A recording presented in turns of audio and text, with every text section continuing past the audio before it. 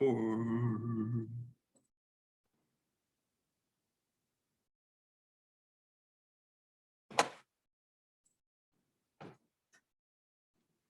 All right, I'm going to finish up today with talking about confidence intervals on effect sizes. There's some conceptual, practical stuff that gives us a little bit of a wrinkle to that. But just want to, because we hit it a little bit quickly at the end, just want to recap how we understand power and failures to find things even when we have what we had thought was or were under the impression that we're working with a adequately powered study. So again, we go through, we do our due diligence, do our best to do a power analysis. Okay, based on the best of my knowledge, a sample of or cell sizes of this should give us adequate power to detect this effect. But then we go through, we run the study, and we find that we actually fail to reject the null. Our data are at least somewhat inconclusive by the standards that we would normally use. What do we mean to this stuff, right? One, we made an error in our power calculation. Something went wrong. I used the wrong formula, or I used the wrong procedure, or something like so. It's user error, right? Two, I've got an effect size that's smaller than what I had anticipated. Okay? Where this starts to come in and starts to be really scary is because, again, we know that our published literature probably overestimates the effect that we've got. So we've got kind of this compounding thing where one, power analysis didn't give us anxiety to begin with, because it's generally going to tell us we need more people in our sample than we probably think we can get or would like to spend time getting, right? Compounded with that, we know that even if I've gone through and pulled estimates of effect size from the existing literature, that there's a good possibility that those are overestimates of the actual effect that I'm trying to chase down. And so if Katie goes through and finds, say, a reasonably good selection of studies, maybe a couple of studies that suggest that the effect that she's looking at is maybe medium size, like D.5, right? So you power your study to be to find an effect at least 80% of the time at D.5, but you still come up with enough. It's possible that really those are just two studies that came out that happened to get lucky. We just ended up on the strong end of the far end of the distribution, and the effect that you're actually looking for is closer to 0.3. You powered 0.5, the actual effect is 0.3, and you just kind of missed there, right? So being aware that this can happen is an issue. And then also just a victim of type 2 error, right? I did everything right. You know, I went through and powered for what we consider adequate power equal 0.8.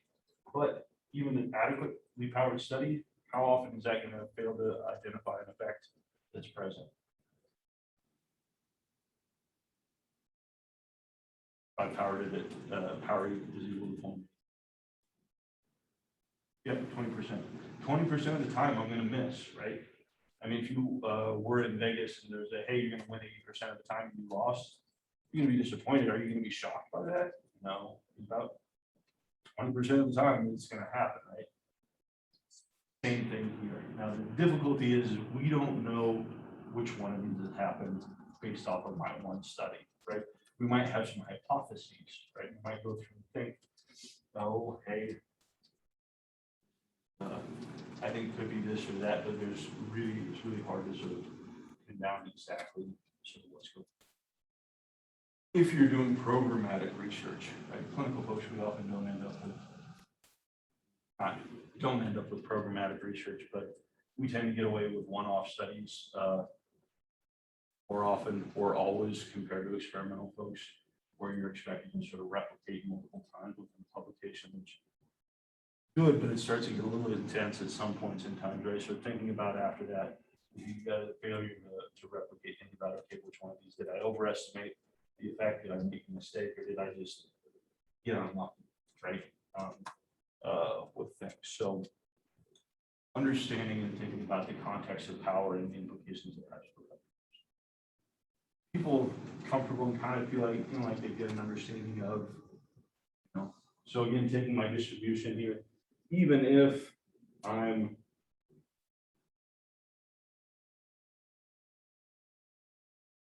running this, and I know the effect is 0.3. I sort of pulled this off a good meta-analysis, right? And I know that I've got an effect of 0.3, and I power it to detect 0.3. Does that mean my study is necessarily going to land on 0.3? Nope. I could end up now, I get a 0.1, right? Other person got lucky and overshot the mark and published with an underpowered study. I had a nice, adequately powered study, but I just got unlucky and I just pulled a small effect that was smaller just because of that happens sometimes, right? And when that happens, it's a bummer, but this is where if you're having sort of multiple internal replications, that can start to help sort of guide some of this. Okay, so just having a good understanding of this will help with your own research, evaluate other people's research, and sort of make an understanding of sort of why. You know, so if I'm reading a lit review and someone's like, "Oh, the literature on this area has been inconsistent because some people have found this thing and other people haven't found this," in addition to all the methodological reasons that might be, could be just because of randomness out there in the university stuff as well. So, all right, any questions about this? All right, cool. Talk about observed power. All right, we're going to switch into new material confidence intervals on effect size. Okay. Now, when we're going through and we're calculating our confidence intervals for our means, the stuff that you all have been doing for several weeks now, we know that our confidence intervals on our means are going to be based on this central T distribution, right? And so if I know that my t-test, we'll talk about single sample because it's easy. So we got the mean minus the population mean over my standard error estimate, right? And so here is my distribution of my t statistic, right? I know that assuming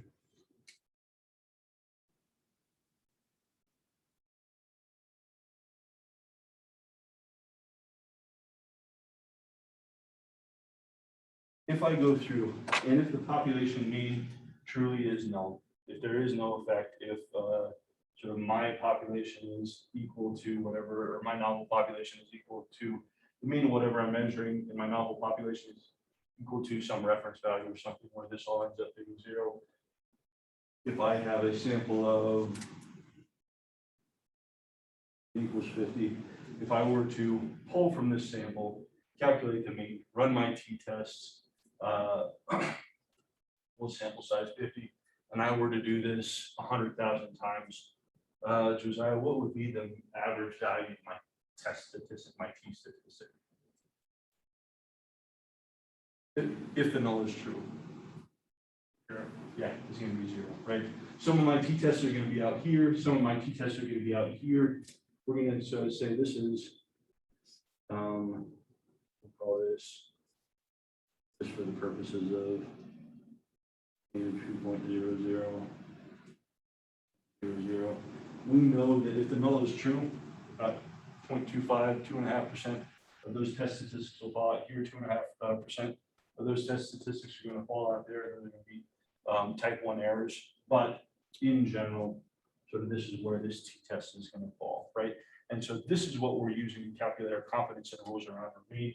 This t-test statistic that we have gone through and used, and we know that this is completely determined by my degrees of freedom. If I know my degrees of freedom, I know what that central T looks like. People following with this? All right. Problem is when we start calculating confidence intervals around effect size, we're not assuming that the mean population is 0. We're not assuming that, right? If I'm calculating an effect size, I'm assuming that there is some difference out there in the population. So this, all of a sudden, the problem is this starts to become not the distribution we're actually looking for. The distribution we're actually looking for is what we call a non-central T distribution. Non-central T is not symmetrical. This is perfectly symmetrical, right? Our non-central T not symmetrical, and we've got a couple of different values for my non-central T. Let's say that in actual fact, my population mean that I am looking at isn't 0, it's 1.5, okay? So now all of a sudden I've got this different test statistic. It's going to be kind of have maybe a distribution kind of like this, centered at equals 1.5, okay? This is my central T distribution. This is the one that's stable that we all know and love. But this test statistic that I'm actually calculating, I'm subtracting the wrong value here, right? And so it's not going to be centered around 0. It's going to be centered around whatever this difference is, okay? And this difference here between these two distributions, this is your non-centrality parameter, okay? And this new non-central T distribution is going to be defined, characterized by both your degrees of freedom and your non-centrality parameter. So we've got two different factors that are determining the shape of this non-central T distribution, okay? And this non-centrality parameter, what does that look like to people? What can we conceptualize that non-centrality parameter as?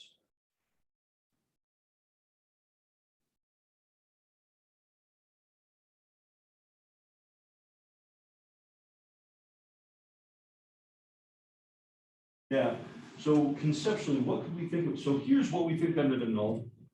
Here's the actual sort of difference here. So basically, sort of the adjustment up here, we're assuming under the null that this is 0, right? We know because so this is a different number. So what is that? What is this non-centrality parameter form of? Yeah, like our effect. Yeah, it's an effect size, right? This non-centrality parameter is just a sort of a different variation or a different version of our effect size. How far off of the null are we shifting in terms of this effect, right? And so what we've got is basically a new distribution. This non-central T is defined by the number of people in our sample and also the magnitude of our effect for this non-centrality parameter, okay? As our effect gets larger and larger, that non-centrality parameter gets bigger and bigger. As our effect gets smaller and smaller, our non-centrality parameter gets smaller and smaller. And the point is, if the non-centrality parameter is equal to 0, what are we back to? Our central T distribution, okay? And so what we need to do, if we want to calculate a confidence interval around our effect size, take those D's, what we need to find is we need to find this non-centrality parameter. Because we're working now, instead of using our values for our central T distribution to go through and calculate that effect size, we've got to work with a different distribution. We've got to look at values within this non-central T. Okay. So this is the problem. This is why calculating confidence intervals around effect size has been historically tricky, is because we can't just plug our critical values for our T in and get the bounds for that. It's going to be different. Okay. So because our non-centrality parameter is an indirect measure of effect, right? It's sort of similar to thinking about variance is a measure of variability. Standard deviation is a measure of variability. Sum of squares is a measure of variability. They're all measures of variability. They're just kind of different metrics. Same thing with your non-centrality parameter and your sort of D statistic. It's the same thing. It's just kind of in a different metric, a different version. Okay. So if we want to go through, we want to calculate confidence interval for our effect size, what we need to do is we need to find values on this non-centrality parameter or that non-central T distribution. So talking about this non-central T distribution, again, it's defined by two parameters, both your degrees of freedom and how big your effect is. So the non-centrality parameter and your degrees of freedom determine the shape of that non-centrality or that non-central T. Our non-central T is centered at the non-centrality parameter. Okay. Non-centrality parameter can take on any value, positive or negative. This distribution is going to be skewed. Okay. Particularly if we have very low degrees of freedom. You see here that with degrees of freedom 5, 20, and 60, is we start to see this non-centrality parameter here represented as delta 20, 2, 5, and 10. If we compare these, we notice as that degrees of freedom go down, the skew of my distribution starts to increase quite a bit, right? So we know that at very low degrees of freedom, we get a strong skew, and so that as our non-centrality parameter increases, we also get more skew. Now, is we for any given non-centrality parameter, our non-central T approaches the central T as our degrees of freedom increase. So even if we've got a large non-centrality parameter, we're looking at something with a big effect. As the number of people in my sample get bigger and bigger and bigger, that this non-central T starts to shape up better. But even as that degrees of freedom go up, even for sort of small effects, we still get sort of a notable skew so that it's not really following that central T distribution we use for all of our statistics. Yeah. So the non-central T gets better with a larger sample size. Yeah. Everything gets better with a larger sample size, essentially. Like if you want to fix something, just get a larger sample size, and it helps out a great deal, right? Now, sometimes we can do that, sometimes we can't. But yeah, as it starts to get better. But for this case, you don't have to worry about it because we can go through and now today approximate that non-central T with greater computing power and things along those lines. But if we're back in the 60s and we're dealing with tables and things like that, forget about it. It's hard to go through and do. All right. Other thing that we should think about. So if I'm thinking about my confidence bound, right? If I'm calculating my confidence bound for my mean, I've got my point estimate plus or minus my critical T times my standard error, right? And so then I've got my point estimate. Where does my upper and lower bound fall relative to my point estimate?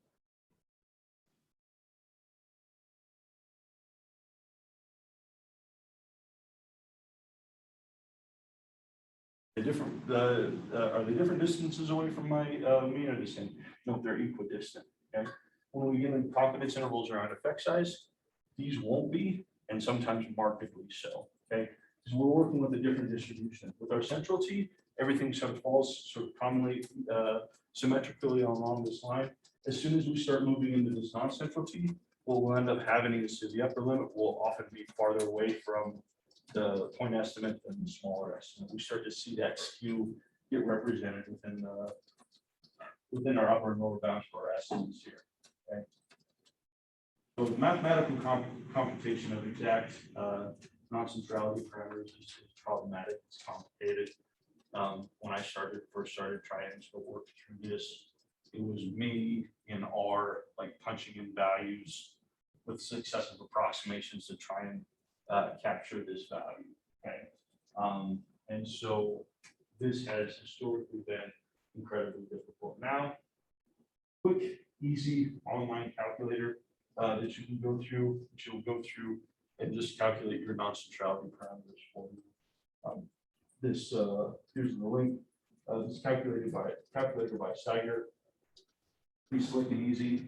What we can do is we can calculate non-centrality parameters for T distributions, F distributions, and chi-squares. All you got to do is you go through and pull this up. Hands up if you're a Mac user. Happy you special. This won't pull up on Mac, so you have to sort of pull it up on somebody else or something like that. Or if you find something that does work with OS, sort of use that just to cross-check with somebody else to make sure that you're getting the same values. But with this calculator here, easy. All you need to do if you're trying to calculate a confidence interval around, like say, D statistic that you run with a t-test, just drop in your t-value, or sort of select T in that button, put in your t-value, your degrees of freedom, say you want 95% confidence interval, and then hit finish. And what you'll get here is a lower limit for, here it's referring to non-centrality. Non-centrality parameter is delta. Okay, so just note that notation. So your lower limit for your non-centrality parameter here, upper limit here. Okay, and then if we've got a lower limit for a non-centrality parameter and our upper limit for a non-centrality parameter, but we know that a non-centrality parameter is a metric of effect size, getting our confidence intervals around our effect size then starts to become pretty straightforward. Okay? For a single means or for a single sample t-test, we go through and calculate our effect size, right? We calculate our D. Calculating effect size for a single sample test is easy because there's only one variance estimate that we can use as our estimator, right? So we go through, calculate our D. We get, to get the upper limit of that, we would take a lower limit of our non-centrality parameter that we got from our calculator, divided by the square root of our sample size. Upper limit divided by the square root of our sample size. Now we've got an upper and lower limit for pretty easy, straightforward. Once we get that non-centrality parameter, the calculations there are just basic fractions. Questions about this? For independent sample tests, same thing. What we would do is we would go through and calculate our effect size. And then what we would do is then go through and take our lower bound for our non-centrality parameter, multiply it by 1 over the size of sample 1 plus 1 over the size of sample 2. There's our lower bound, do the same thing for upper, and we've got the upper and lower bound of that. For our paired sample test, for repeated measures, same thing. We take our calculator effect size and get our lower bound, our upper bound. What does this look like? What does the repeated measures formula look like? This is a single sample. Yeah, why does that make sense, Teresa?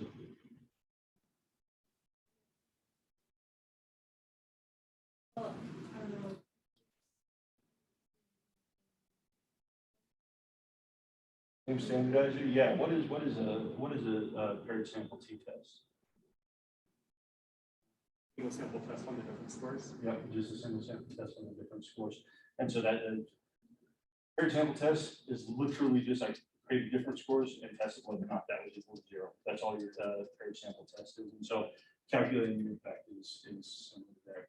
The only thing that you need to watch out for here is that when we're talking about our repeated measures, right? What we need to do, so we've got multiple different point estimates of our effect size, right? But the thing is, if we're doing this by hand, what we need to make sure is that because finding the upper lower limits is all based on the test statistic, the t-value. What we need to do then is make sure that whatever variance estimate went into the calculation of our test statistic is the same variance estimate that we're using to standardize our effect size. So here, remember with our paired sample test, we have classes delta, which is nice for a lot of reasons, right? And then we use the square root of the average variance, which is also good with that and have a metric that's similar to our single sample and our independent sample T. But then we can use the standard deviation of the difference score, right?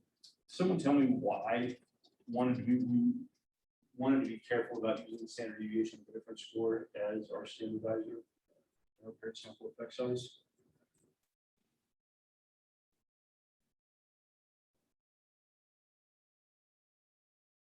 What we can find is the standard deviation of the difference score can be much, much smaller than the variability at time 1 or the variability at time 2. So I bring everybody at time 1 and scores are kind of all over the place. Bring people in time 2, scores are still all over the place. But if everybody's moved about the same, standard deviation of those different scores can be pretty tight.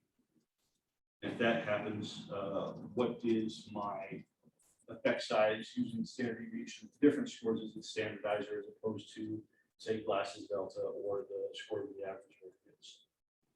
What's that going to have on the magnitude of that effect size?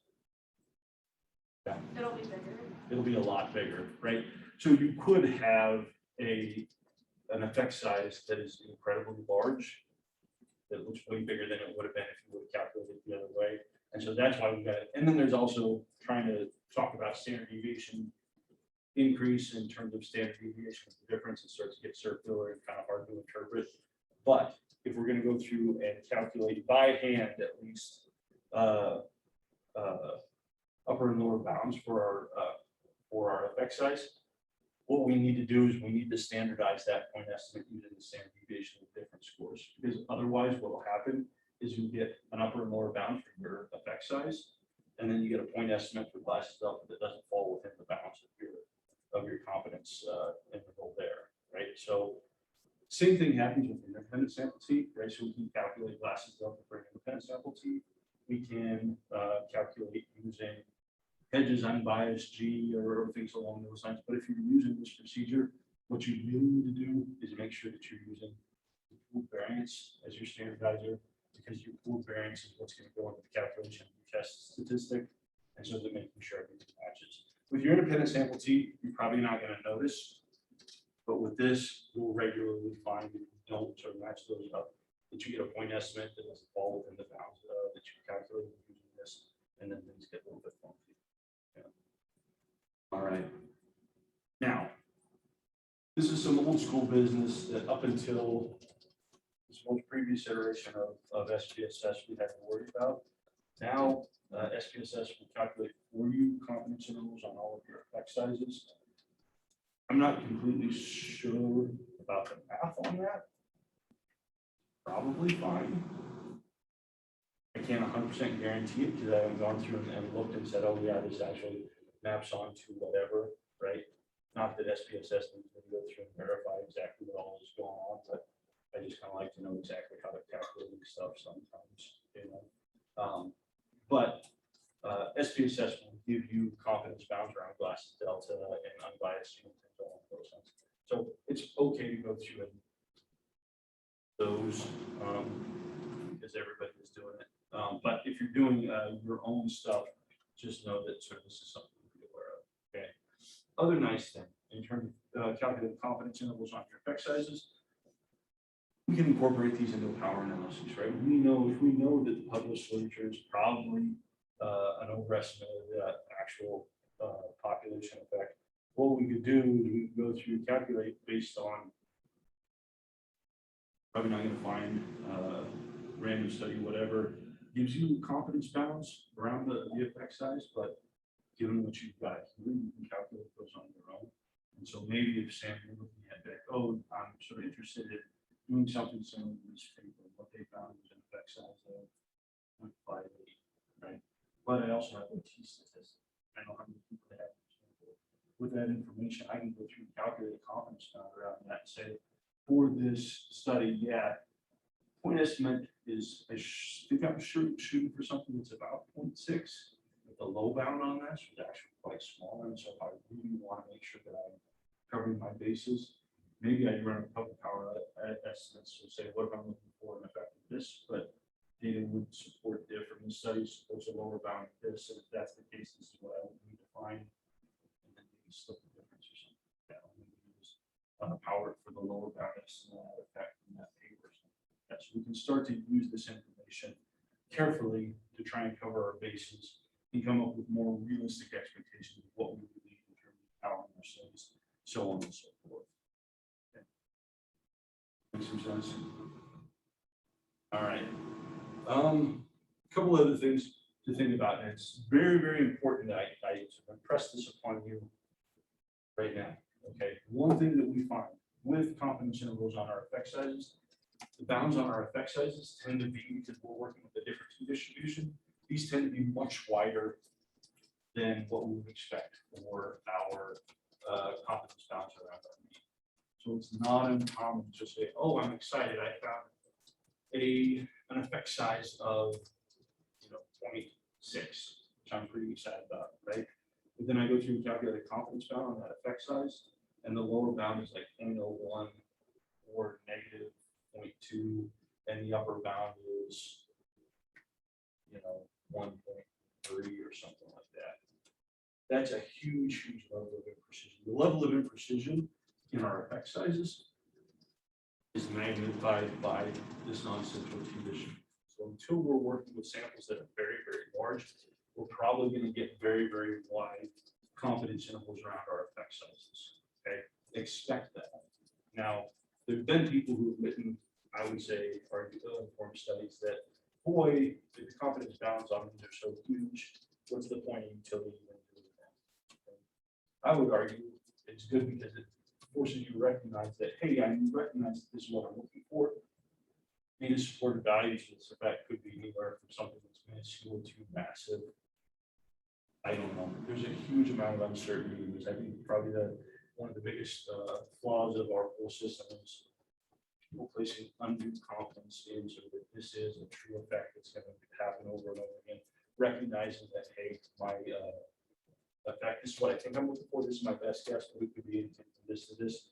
Starts to sort of be important, at least. I think about this as informed consent moving forward with this research, recognizing, hey, this is what I think I'm getting at, but it could be anything from here. So just keep that. Other thing to remember, and this will happen, particularly when you've got really small samples. Okay?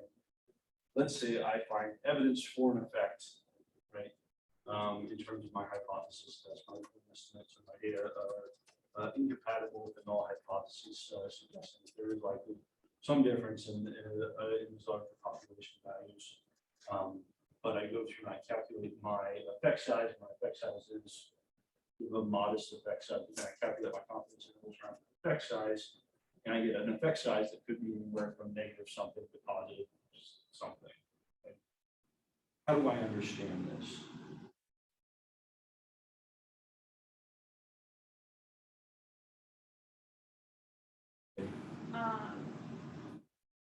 Well, I guess like it's plausible that you have evidence, or it's plausible that your goal might be true.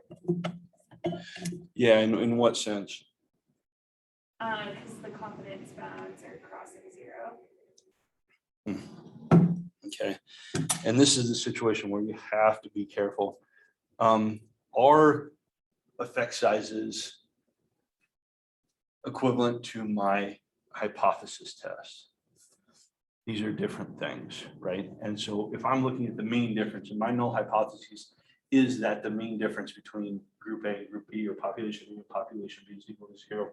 I run through my hypothesis test, and that's a set of procedures to say, assuming there is no difference in these populations, these data would be likely or unlikely, right? Again, not the question we want to ask, but it's the question we get the answer to. So I can say, yeah, these data are compatible to appear to be at least somewhat compatible with the null hypothesis, or these data are incompatible with null hypothesis of no difference, suggesting that there is potentially some difference across these populations, right? But that hypothesis test is about difference in mean values, right? Your effect size is just your estimate of how big, right? We can have really, really tiny effects, and so really, really infinitely small p-values if we get enough people, right? Our effect size is separate than our hypothesis test. And what happens is in people's write-up, they'll say, well, I found sort of evidence, sort of p-value less than 0.05, or evidence against the null hypothesis or whatever. But my effect size, confidence bounds for my effect size covers zero. So therefore, I reject the null, or fail to reject, or this suggests that could be a zero difference or something along those lines. You're working on different metrics. One's working on your central T, one's working with your non-central T. And so what you should be thinking about is my hypothesis test is suggesting some mean difference between these population values. Now, what that effect is, a lot of imprecision there. I don't know. This is my best guess. Now, the lower bound says it could be anything to something negative. And so we're really uncertain about sort of what magnitude of effect we've got, but not conflating the two and say, well, I rejected the null with my hypothesis test, but the confidence bounds on my effect size cross zero. So therefore, there's nothing going on here. And it's an issue of precision, right? We can say, I'm really unsure about the magnitude of the difference that we found. I think they're based on my hypothesis tests. My data are not compatible with equal population values, or equal population values for the mean. So I think I do have evidence there is something, but what I can say is my data suggests that there's a 0.3 of a standard deviation increase in this group versus that, but that could be sort of pretty wide, and so we're not super confident in sort of this level, right? So just sort of taking this as additional information, recognizing that these are kind of apples and oranges thing, and we're not running hypotheses tests on the magnitude of the effect size. We're running hypotheses tests on mean differences and making sure that those things are separate. Okay, and so know that until you start to get into pretty large samples, which are confidence intervals on your effect sizes are likely to be pretty large, but hopefully that should just inform you, sort of remind you of the variability in your data, and sort of recognizing that things, if we were to repeat this, that things could jump quite a bit in terms of where we would land with stuff. Okay, so people sort of understanding so that these two can be conflicting and likely will be conflicting, but we need to not conflate those two. Our effect size is our effect size. Our hypothesis test is our hypothesis test, and those to be separate. Sound all right? So for these interpretations, if we have like a really large effect size, you don't want us to say that there's strong magnitude or like large magnitude. No, you can't, because that's your best guess, right? So like your data are suggesting a sort of large magnitude effect on this, right? And that's a good thing, right? You can say, yeah, that looks good. Now, if you might sort of go through and say, I mean, we would interpret our confidence bounds around our effect size the same as we would anything. So like our data would support population effects anywhere from 0.1% or 1/10 of a standard deviation increase to 1.2 standard deviation increases. I just said that we've just got a lot of imprecision on the magnitude of this effect, but you know, this is where we know that that procedure is going to be built in with less precision than sort of our means-based test. So then maybe the upper and lower bound of the mean is kind of a better, it gives you a better sense of likely where this goes, right? So just kind of got to play around with this information, so you build your arguments from there. Okay. All right, any other questions? Yeah. So is there like a general of like what sample size might lead to like a smaller effect size confidence interval, or does it really depend on? Well, I mean, so here,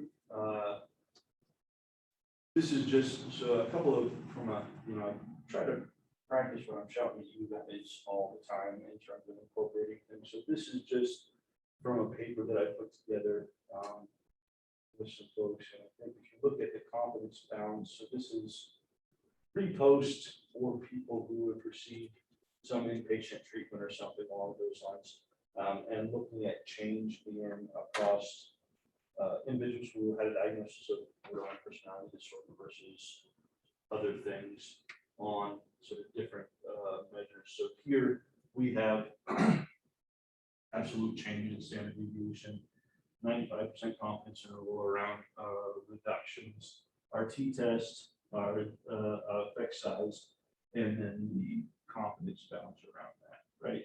So here, I don't know, there's a lot of people in the sample. There are hundreds of people in the sample, and so we start to get okay effect. But even if you look at this, right? So you got an effect size at a point estimate of 1.15 with a low bound of 0.98 to 1.33.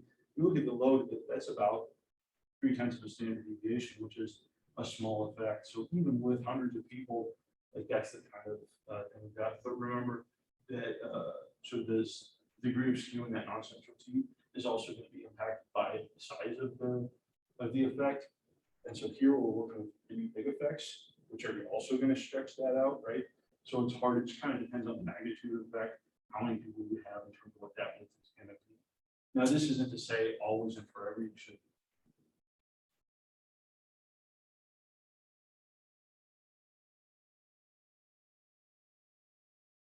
Wilkinson said so we should always give estimates or confidence intervals around our effect sizes.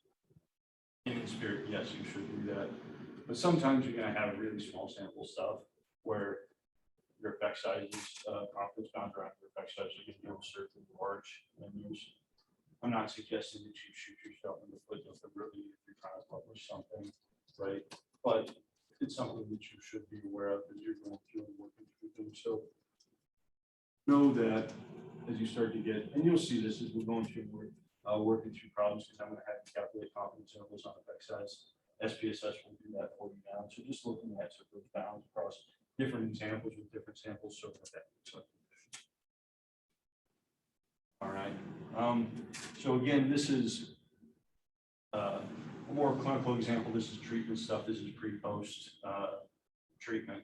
And so just kind of an example of sort of the setup of the table and sort of actually kind of the write-up of how I, for this paper, try to incorporate that into something meaningful, right? So we're saying, so that here, even the lower bounds of our effects are still exceeding conventional benchmarks for large effects, suggesting that even at the minimum, it looks like we're seeing pretty substantial reductions as a result of this inpatient treatment for both of these. It's just trying to give you an example of how you might take this and kind of incorporate it into something that's meaningful for people.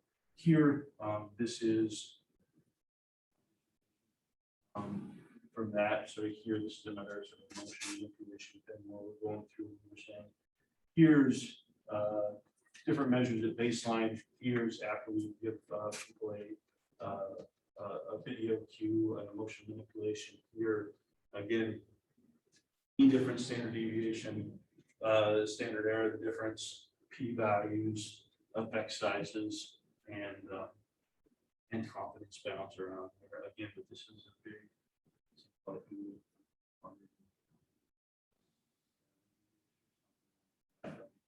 which is a massive sample for within subject stuff, right? But even there, we're still getting, I mean, it's not bad, it's about.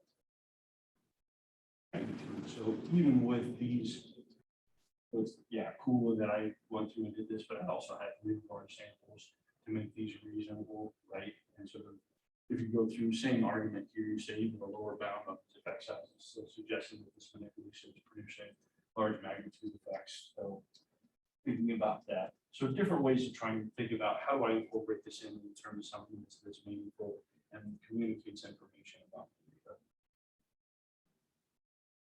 All right, so some different references for our effect sizes, but now that SPSS has gotten on board at calculating this, I imagine you're going to see a lot more people using and reporting these, because if I can just pull it out of my output, that's fine. The thing that I would say is go through and make sure always that you're looking at how SPSS is, what SPSS is using as a standardizer, and making sure that that's mapping on.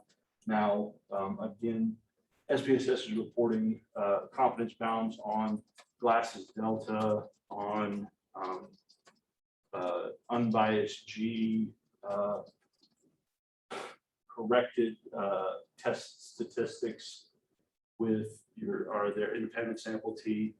I'm not sure how they're actually doing that. It's probably fine. Just make sure that you recognize sort of which one of those things you're reporting, and still incumbent on you to know how your program is calculating your effects, and so that you're interpreting it appropriately. But this is going to be a boon for you all, because instead of having to crank this all out in a sort of calculator and punch things in, I'm still going to have you create a calculator, just because those are sort of good and helpful to go through and do for secondary analysis stuff. But for sort of anything that's involving SPSS, you won't have to do this on your own. SPSS will do it for you. All right, cool. Let's call this a break. Let's come back at 10. Let's come back at 3:30, and we'll jump into ANOVA stuff.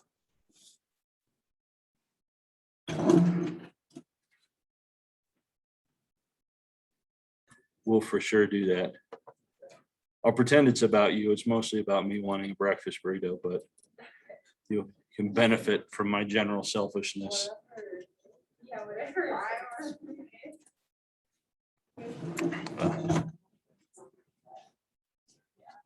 Josh actually had a breakfast. That's right.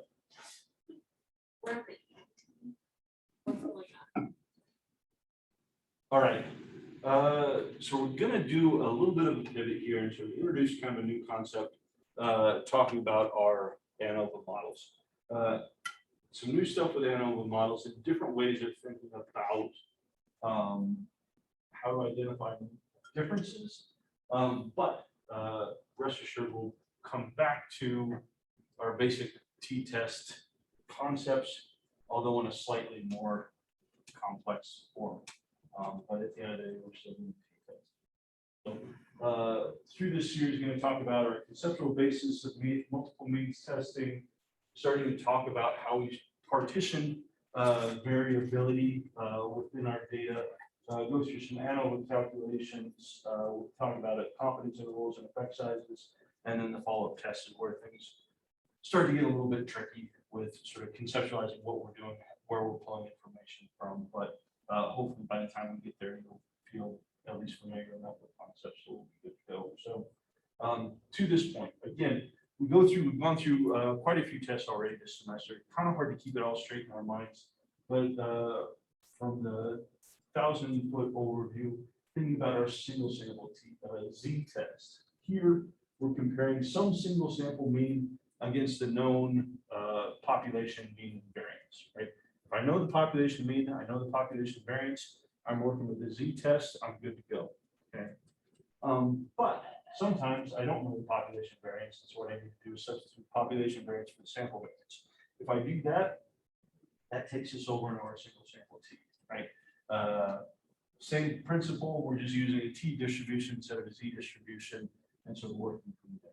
But sometimes I have more than one sample, maybe I have two populations I'm trying to compare, and so I've pulled samples from each, and what I'm trying to look at here is the difference in means, and so we've got our independent sample test, or if I've got generally the same population of individuals measured on multiple occasions, I'm trying to look at the different score across those or change across repeated assessments, and now I've got another paired sample test. So lots of different options that we can go through if we've got one or two different comparison groups that we want to take a look at. Okay? But our problem comes into what if we want to take a look at more than two means? What if we've got more than two populations that we're interested in, right? I'm interested in foreshadowing pandemic examples. So far, as like an oracle, the effect of drug A, drug B, and drug C on some sort of illness, right? So now I've got just not two comparisons, I got multiple manipulations I'm wanting to take a look at. So I could use an independent sample t-test, right? But what it's going to do is I'm going to have to do multiple of these to go through and get all of these comparisons. I'm going to have to look at A versus B, B versus C, A versus C. I can't sort of look at them all together, right? With the tests and the analysis procedures that we've worked up to this point. So our solution here is to start to transition over to our analysis of variance, okay? Our ANOVA model. This is going to be when we want to look at the difference between two or more groups on a continuous dependent variable, okay? Now, the thing to remember here, as we talk about a t-test, we talk about our ANOVA, talk about these as different tests, they're not. T-test, an independent sample t-test, is just a special case of ANOVA. It's just an ANOVA model with two groups. I can run an ANOVA with two groups, it's fine. It's mathematically equivalent to a t. If I take the square root of my f-test, it'll give me the t-test, the t-value I would have gotten anyway, okay? So these are interchangeable. We'll talk about that a little bit more. So ANOVA, just a special, t-test, just a special case of ANOVA. But with our ANOVA model, particularly if we have three or more groups, what we can do is we can start to look at these overall. Do I see overall differences across these set of means? So arguments for ANOVA is that it's going to be more efficient than multiple t-tests. So instead of running three different tests, I can just run one omnibus test and see if there have evidence of differences. I avoid complications with some type 1 error for running multiple tests. And we'll talk about sort of the impact of compounding error and some greater degree of flexibility in designing my experiments and interpreting results, right? So Basha, let's say that you've got people have looked at the difference between group A and group B, but you're actually interested in sort of maybe another thing. Like, hey, no one's looked at this, this is interesting. Instead of having to set your study up to just only look at pairwise comparisons, you can start to ask more interesting and complicated questions with this type of thing. So it opens up some new doors. Okay. Now, if we're thinking about the basic structure of our ANOVA model, same thing. We've got here in a three sample case, we've got three populations. We've got population 1, population 2, population 3. We don't know the parameters or the characteristics of any one of these populations. These are unknowns, okay?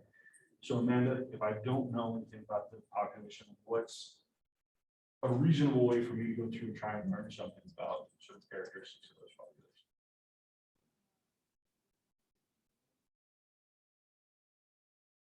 Yep, but so even before I get confidence, what do I need before I can calculate the confidence interval? What's that? I mean, Yeah, I need a mean, I need a sample, right? So what I can do is I can start going through, I've got 3 populations of interest, and remembering that anytime we're running, talking about our hypotheses, we're always talking about the population, but I can't directly observe the population, so I'm gonna pull samples. So I've got samples representing each one of these populations, and then with those samples, I can go through and look at the characteristics of the sample, and then, so the assumption is that this sample is telling me about the likely characteristics of a corresponding population, okay? And so here in this case, the 15 observations from each one of these populations, and we're getting, Elizabeth, what are you noticing about differences in, or the means across these 2 populations? There is, but I would imagine to be more variability than we would. Okay. Well, and so this starts to get into a little bit of different than we'd hope. It kind of depends on what we think is going to go on here, right? So we're very clearly seeing that there's differences in our point estimates across these means, right? And do we need to run a hypothesis test to see if the sample means are different? Just use our eyes and look at them and say, yes, that's not the same number, right? But what we want to know, that's not the point of our statistical test. What we want to know is, do we have enough evidence to start to conclude possible differences in the respective populations, right? Yeah. Can you just like use those 3 means to find the mean difference and then use that as the population?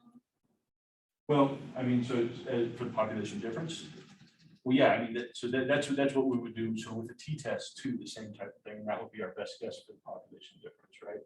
But just like our t-test, what we're doing is we're looking at each one of these, and we're seeing that we have absolute differences in our point estimate. And we can, so there's a couple of different things that could be going on, right? And again, not different than our t-test, but we say the differences across these sample means could be just a function of just random fluctuation. Right? Just, we know that not everybody is going to have the same mean across these samples. This could be noise, right? Or it's also possible that the actual populations are different in terms of whatever we're measuring, and these differences that these true differences in the population are actually driving the differences we're seeing down here at the sample level, right? So nothing different here in terms of conceptually. We're just doing the same thing with our t-test, right? So we have population 1, population 2. We want to know if they're different. And so what we do is we draw samples and we measure the characteristics of the sample and then run some tests to see, is the sample big enough for us to conclude likely differences in the population? Same thing here. We just got more populations to deal with, right? But again, our task is to try and say, are the differences we're seeing just random fluctuations, right? Now I can go through and I can look at this and I say, oh, well, sample 2 is 8.5 points, or say, just under 8 points larger than population 3. So these populations, there's a real difference here. Well, maybe, or maybe our samples are really small. We know that this is going to be super imprecise, right? We don't know much about the variability here, but it could be just that what happened in this sample, we get a different sample that flips completely around, right? Or maybe there are different systematic differences in this population that are driving some of the discrepancies that we're seeing. People comfortable with conceptually sort of how we're doing this setup? Yeah. I guess I'm still confused why you can't just add all of those means together and then divide it by 4.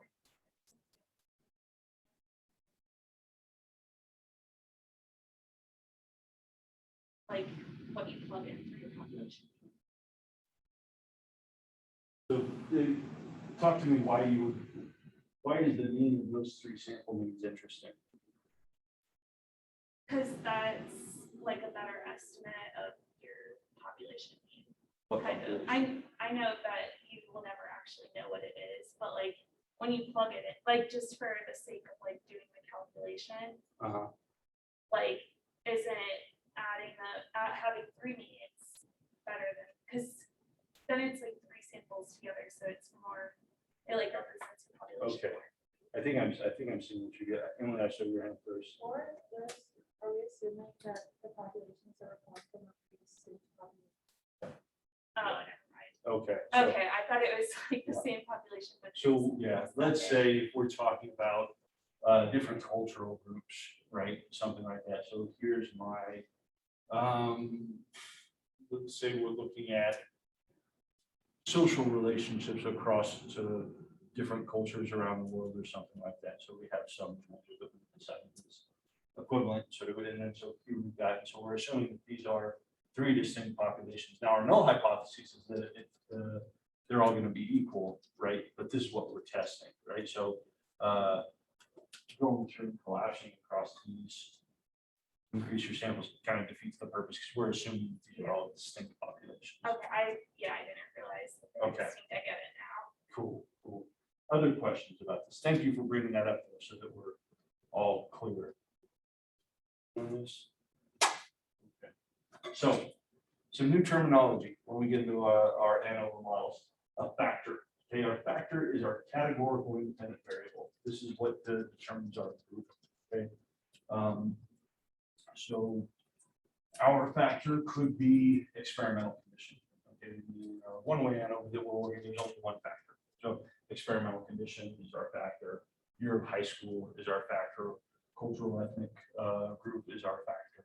It's just our categorical variable. Levels refer to our different conditions or categories within our factor. Okay. So if I've got just out here an experimental manipulation where you've got condition 1, 2, and 3, then so your experimental condition, that's your IV levels of your IVR, so 1, 2, and 3. If we're looking at year in high school, freshman, sophomore, junior, senior, these are different levels. If we're looking at groups within the U.S., like so Black, white, Hispanic, Asian, these are groups or levels to our categorical variable. Okay. And so when we're looking at our one-way ANOVA model, our approach to looking at the relation of a single factor with some continuous outcome. Okay. What we're looking for is, are there differences across these different levels in value of my dependent outcome? Where people start to get turned around and say, oh, okay, what's your IV? Well, my independent variable is freshman. So freshman is an IV. Freshman is one level to your IV. Your IV is your high school or class status, right? And then your groups under there, right? So same thing, like, oh, sex, so males are my variable. Nope, male is one level of your variable, right? So we're treating that as a constant, right? So recognizing what we're doing is we've got one categorical variable that we're looking with a continuous outcome. So this is fun and this is exciting. It's fun to learn things, but why not just use a bunch of t-tests, right? Seems like it'd be easy. We already know about t-tests. We can just run t-tests however we want, right? Why make things complicated? Well, the problem is that what we're doing when we're running any one individual test is we're trying to manage that type 1 error. And we set this by the investigator, right? So I say my tolerance for type 1 error is 0.05. That's my alpha level, okay? And so if I had some categorical variable with 3 levels, I would need 3 tests, pairwise tests to go through and look at all possible combinations, right? I would have 1 versus 2, 2 versus 3, 1 versus 3, all at alpha equal 0.05 in order to run all possible comparisons across these 3 groups. Problem is that our probability of type 1 error accumulates with every test that we run. So every time we run a statistical test, we compound the likelihood of committing at least one type 1 error. So across these 3 comparisons, right? 1 versus 2, 2 versus 2, 1 versus 3, what ends up happening is our likelihood of committing at least one type 1 error starts to approach C times alpha, where C is the number of comparisons that we're running. So by the time we go through and run each one of these 3 groups, what we do is we end up getting an alpha level of close to 0.15 as opposed to 0.05. Problem is that this is just in the three condition case. Let's say I have 4 or 5 different conditions that I want to go through. Every time I'm running one of those pairwise tests, I'm increasing the likelihood of making at least one type 1 error across these. Okay. And so what ends up happening then is by the time I go through and I finish up running these 3 and I say, oh, I've gone through and I found that 2 is different than 3. So Elizabeth, you had said sort of the lower one versus the high one back. Oh, I did find that I had evidence for a difference there. Well, maybe, right? But your alpha level across those set of comparisons isn't at the same level. Each one of those was conducted in 0.05. And now the likelihood of me making at least one type 1 error, saying that I have something when there's nothing to be had, is now at a higher level than what we would probably say is or what we would want. Okay. And so this is the thing that starts to happen when we go through and we have multiple groups that we want to take a look at. What our ANOVA model does is it looks at differences across these groups simultaneously to try and prevent running multiple tests and then just accidentally coming up with one of them. Right? So this is why if you think back to your basic undergrad methods test, in fact, oh, I ran 17 different pairwise comparisons, and I found one of those differences was significant. Well, probably, right? At least one of those, 2 of those are probably going to pop up as something different.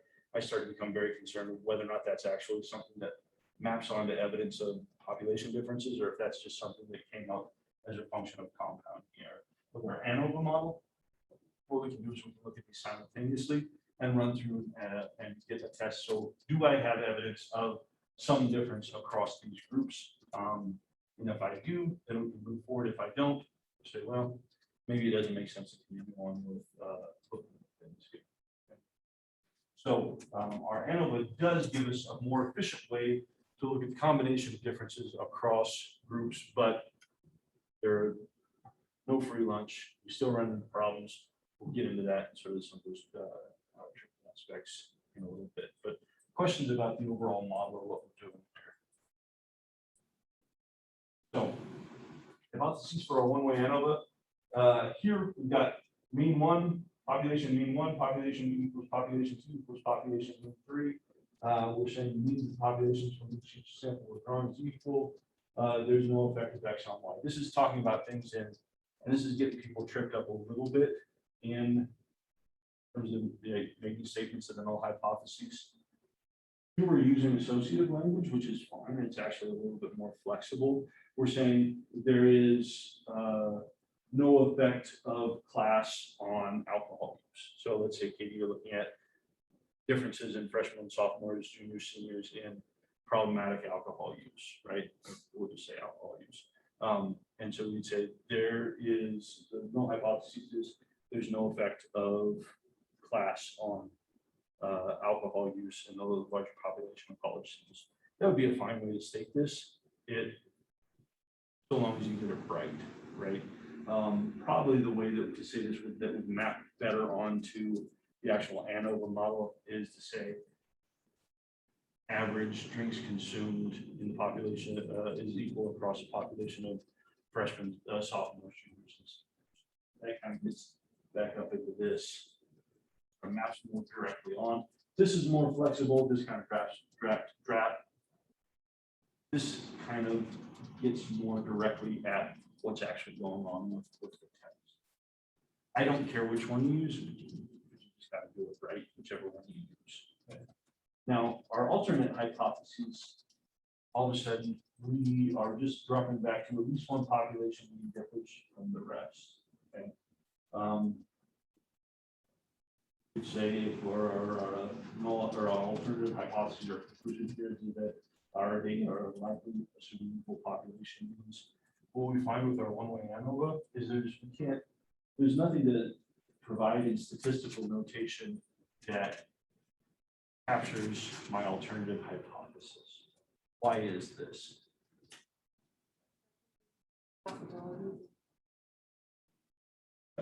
Exactly, right? Because some people will say, oh, here's my statement of my alternative. H1 is mean 1 doesn't equal mean 2 doesn't equal mean 3. Okay, why don't we like that as our alternative hypothesis? Yeah. Because mean one could be equal to mean two wrong. There's lots of different possibilities, right? This is one way that the null could be incorrect. But there are lots of other ways too, right? And so with our multi-group tests here, there's no specific alternative hypothesis. Now, you should have, hopefully, and you do have, unless it's a completely exploratory, maybe you do have some more specific alternative hypotheses.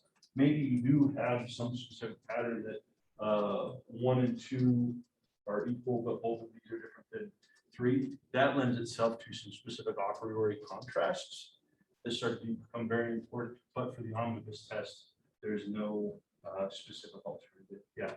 So, like, one way, one tailed teacher. I mean,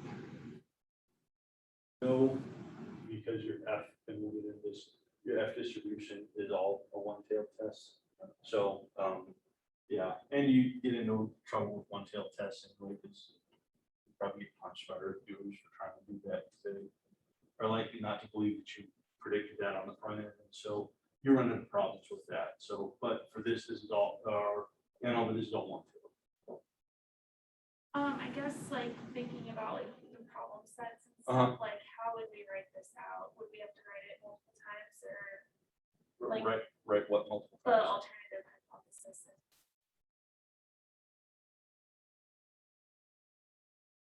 Like for the null, like I understand you do like population 1 equals population 2, population 3, but how would we write this out?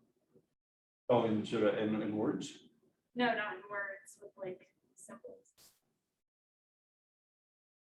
But that's Oh, the alternate? Yeah, there is no symbols for the alternate. so you can't write it out. No, it's just you're saying that essentially, in worth your omnibus test, all you're just saying is one of these is going to be different than the other, Okay. or some combination. At least one of these is going to be different than at least one of the things, but depending on how many of these groups we have, there's a lot of different things that can be going on, right?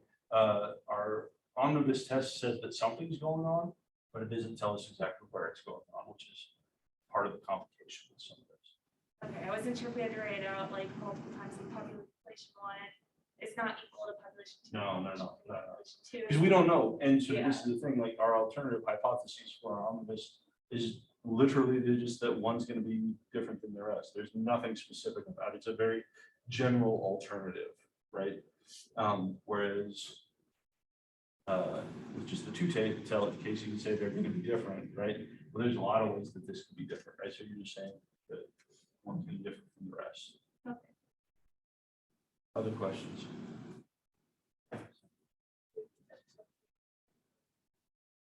There ever situations, like with your hypotheses for one way, you.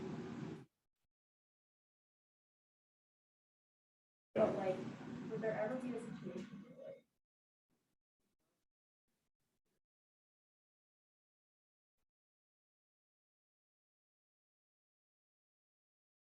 like.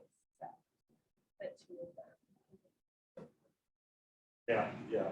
So the question being like, are there going to be situations where I do have specific hypotheses? Yeah, absolutely. I can't test that with the omnibus ANOVA, then that's going to get into some of the follow-up tests that we do. Okay.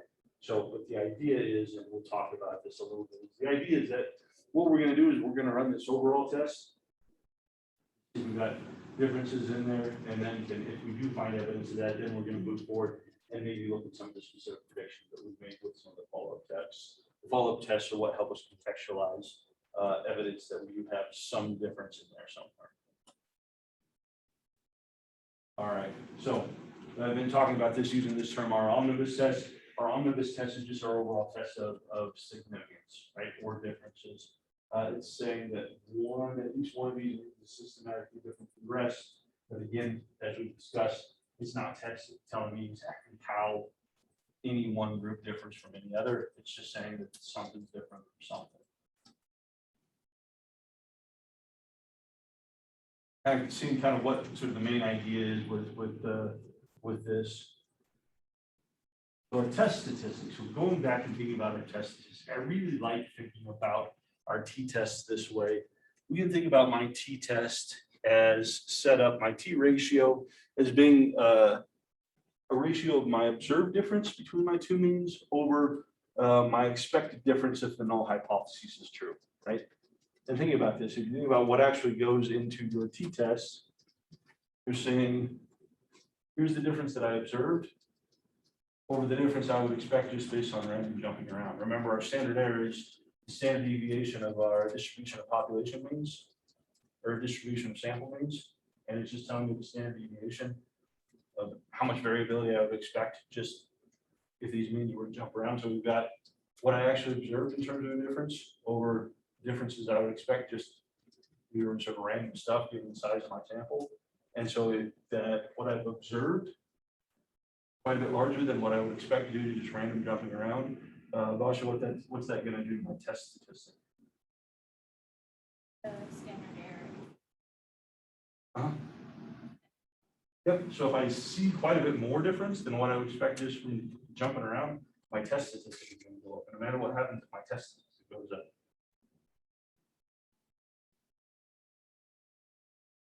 Yeah, well, I'm more likely to sort of declare evidence for sort of declare evidence against the null, right? F ratio or F statistic is set up similarly, but here we're looking at the variance between our sample means over our variance expected if the null hypotheses were true, okay? So our F statistic conceptually is set up identically to my t-test. T-test is just looking at the observed difference, but here I'm starting to look at variance. So the variability across my sample means over the variability of my sample means that I would expect just due to, say, random noise, okay? So when we get into this F statistic, we're starting to talk about variance as opposed to mean differences, okay? And this is a hard thing sometimes to wrap your head around. If I've got more than two groups, it's impossible for me to calculate a mean difference. I can't calculate one difference score because I've got too many groups, right? I've got 1 versus 2, I've got 2 versus 3, I've got 1 versus 2. I can't, there's too many things for me to go through to deal with. And so what we do when we get into these multi-group analyses is what I do is I go through and take a look at the variability of my mean scores to look at the measure, the magnitude of the differences across my groups that I'm seeing, okay? And so as we transition into ANOVA world, when you hear variance or variability, you should be thinking differences, okay? It's the same thing, okay? So let's go through and take a look at just basic set here. So Teresa, if I look at this small set of these three scores, set 1 or set 2, which one of these scores am I seeing sort of greater between group differences?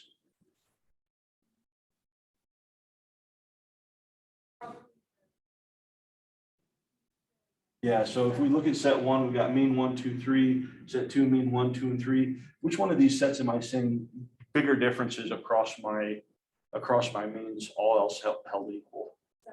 Set 1, right? I've got 5 to 10 point differences across sort of my different ones versus my set 2, I've got at most a 3-point difference, right?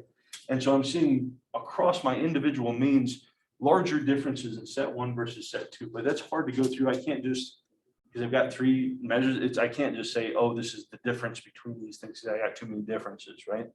But if I go through and I literally calculate the variance across these 3 scores and the variance across these 3 scores, I get a variance of 58.3 here. I get a variance of 2.3 here.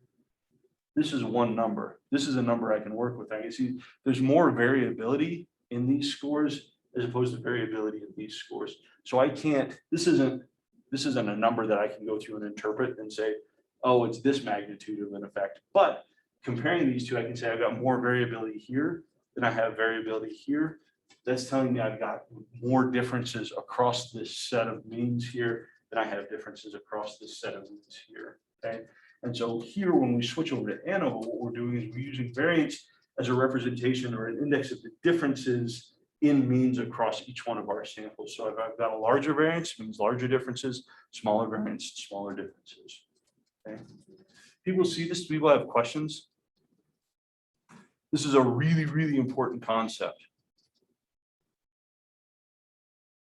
Yeah.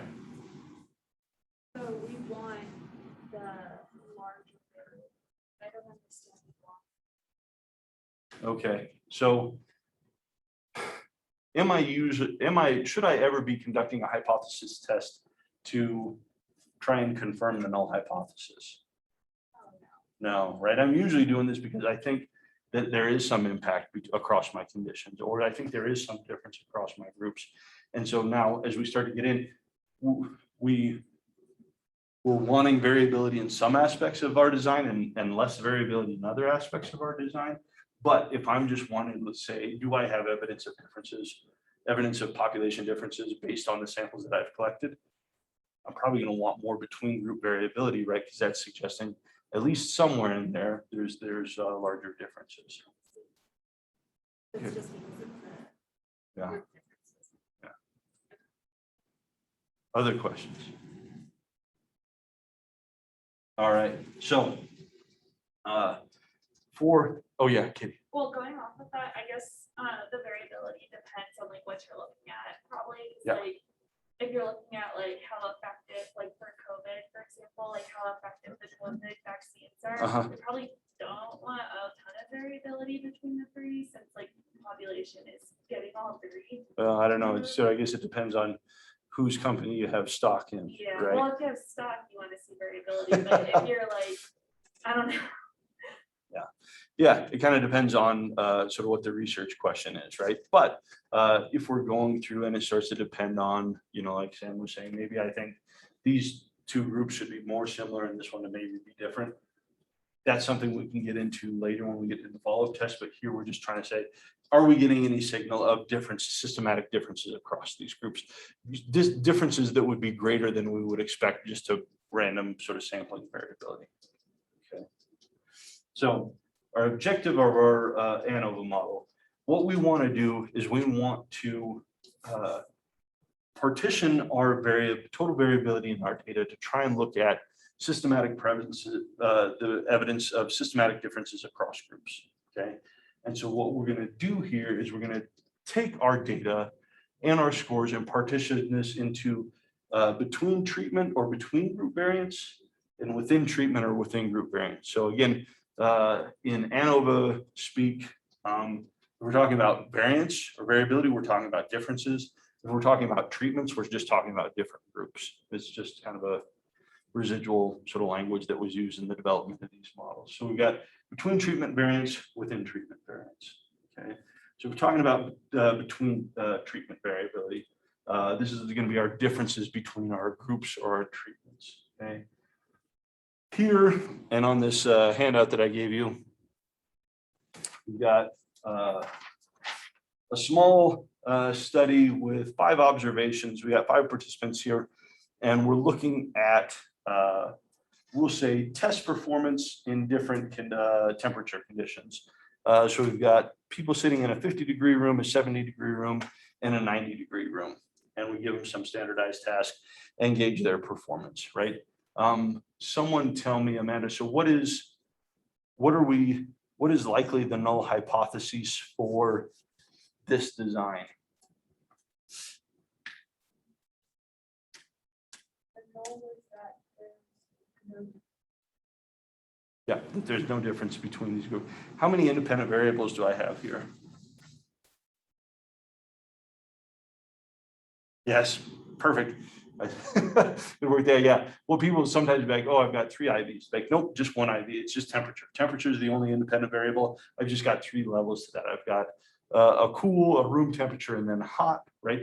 We're looking at each one of these, right? And so we could say the research question, we're interested in the relation between room temperature and test performance, right? Or I could say that we're expecting that the average performance on a hypothetical population of individuals completing the exam at 50 versus 70 or 90 will be identical or something like that, right? Because this is a hypothetical, right? There's no like pre-existing group of people taking this exam in these things. So it's kind of a make-believe population, but it's still, in theory, if we were to get all, let's say we're talking about high school freshmen and to have them complete it in this temp versus this temp, that's kind of what we're talking about here, right? So just kind of wrapping our heads around kind of what's going on. So here we can see learning performance in terms of number of problems solved, room temperature, and Elizabeth, yeah, what are we seeing in terms of mean performance across these three conditions?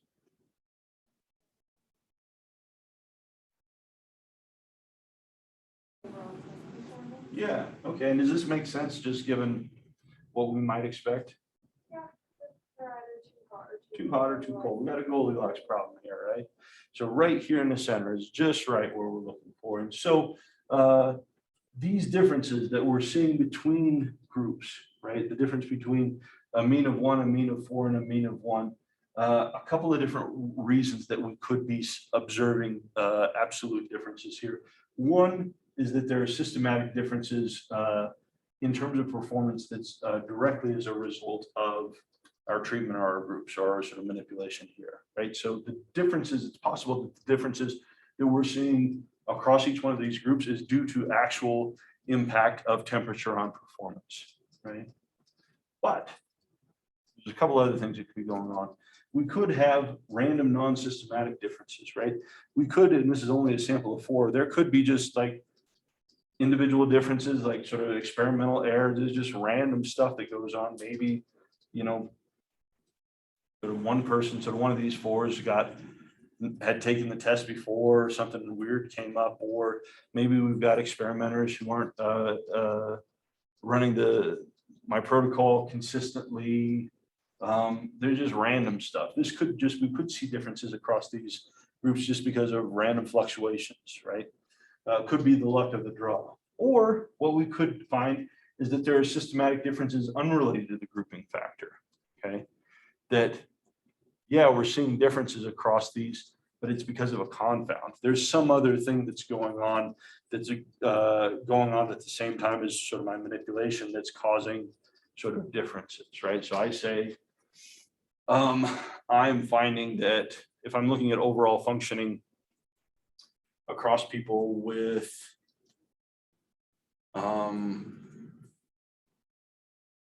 social anxiety and specific phobia and OCD or something like that, right? Maybe there's something else going on outside of the diagnosis and the symptoms associated with it that's driving differences. It's not because of the things that I'm actually sort of grouping people in, it's because of something else, right? So I could see differences that are unrelated to me because of some unmeasured factor. Then I've got a compound things going on here, right? But what we're generally thinking about is, oh, hey, do we have these different systematic groups as a result of my effect? Hopefully, but recognizing that there's other stuff that could be going on here. Okay. All right, Matt, where am I seeing in these data? Where am I seeing between group differences? Yeah, in sort of this right here, where am I seeing between group differences in those numbers? Yeah, yeah, just the means there, right? So if I'm looking at this right here, I'm seeing between group variance down here in the means, right? And I'm seeing differences 1, 4, 1, same thing that Elizabeth pointed out. This is my between group variability. These are my between group differences. People sort of getting this? Other thing that we're trying to section this off is trying to identify where we have within group differences, okay? Now, in a classic experimental design, okay? Which is where all of this sort of our basic statistics kind of came out of, was sort of this experimental tradition where I come in and Josiah, let's say you pull people in, random grouping of students, and you randomly assign these students to 3 different manipulations. So, okay, what you're saying is for the people in group 1, people in group 2, people in group 3 who are getting different manipulations, there's no systematic difference across these students, like true randomization. If I've got enough people, now 4 isn't going to do it, but if I've got enough people in each one of these groups, all the individual different stuff should cancel itself out. So there should be no systematic difference. If I randomly assign people to these groups where there's systematic differences resulting in across these different groups. As a consequence, anything that I'm seeing in terms of differences within my group is going to be the product of random or some other unmeasured influence. Okay, and this could be individual differences, it could be experimental error, but if I've really gone through and randomized folks to condition, on average, everything that I'm seeing within groups or differences that I'm seeing within groups should be completely sort of random stuff, right? So Josiah, where am I seeing within group differences in this table? Where? Yeah. Within group? Yeah. Where's that occurring? Yeah, within the individual scores. Okay. Now, Amanda, if the only thing that determines performance on this test is the temperature in the room, what should everybody's scores be in each one of these conditions? It should be the same. If the only thing that determines my outcome is the thing that I've manipulated, then I would expect that every single person in the condition is going to have the same exact score. Okay. Now, is that ever going to happen? No, we're always going to have some variability, right? And so this is what we're taking about. And so we can look at this within group difference or within this treatment difference, within treatment variability as our metric of assuming that there's no difference across these, then we should not see more random variable, or we should see no more variability across scores than we are seeing within scores. Because anything that's going on within groups is just due to random fluctuations and things like that. I mean, there could be experimental error that's going on, but hopefully you've got the same semi-competent research assistant running multiple groups and not just one group. So you get that. So hopefully it's all kind of working itself out. Okay. So do people see kind of where we're sort of trying to split this into within group variability and between group variability? Within group variability, what does, or between group variability, Sam, what does that represent? What's that? Yeah, between group variability. What does that represent? Our effect, yeah, that's our effect. And what about our within group variability? What does that represent?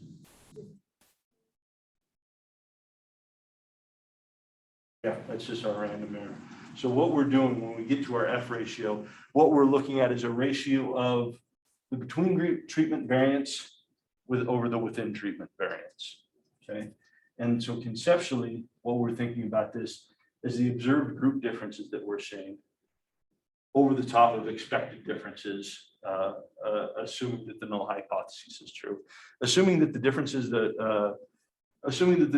we're seeing across our treatment means is due to the same random fluctuations that we're seeing within our treatments, then everything should tear out, right? So we can think about this again conceptually as in the numerator, the differences that we're seeing across our groups, right? This is going to be due to some combination of systematic effects and random differences. And the differences that we're seeing within treatment, so it's just going to be due to random differences. If we go through and cancel those things out, if I've got zero random or zero systematic effects and just random differences over random differences, we're going to get an F value that's about close to 1, right? So no systematic group effects, differences that we're seeing across groups is completely due to, or sort of at least reasonably attributable to just random sort of static and things like that.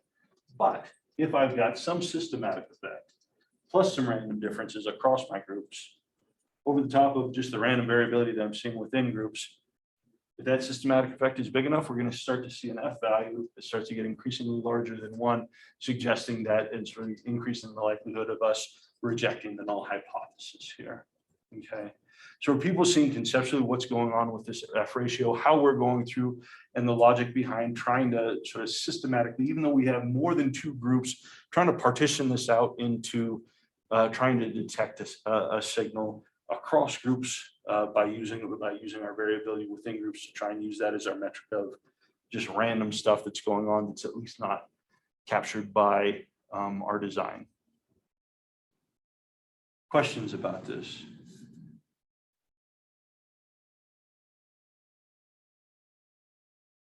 So variability in ANOVA. What we're doing is we're starting out with our total variability. This is all the variability in our data, okay? This is just, if you were to just calculate the variance of your entire data set, that's what you're working with. This is the total piece of the pie that we're starting out with. But then what we're trying to do with our ANOVA model is section this off into the variability that we're seeing across groups versus the variability that we're seeing within groups. And again, that between variance, this is just due to our systematic treatment effects that we're hoping were there. These are reflecting true population differences plus some degree of random chance.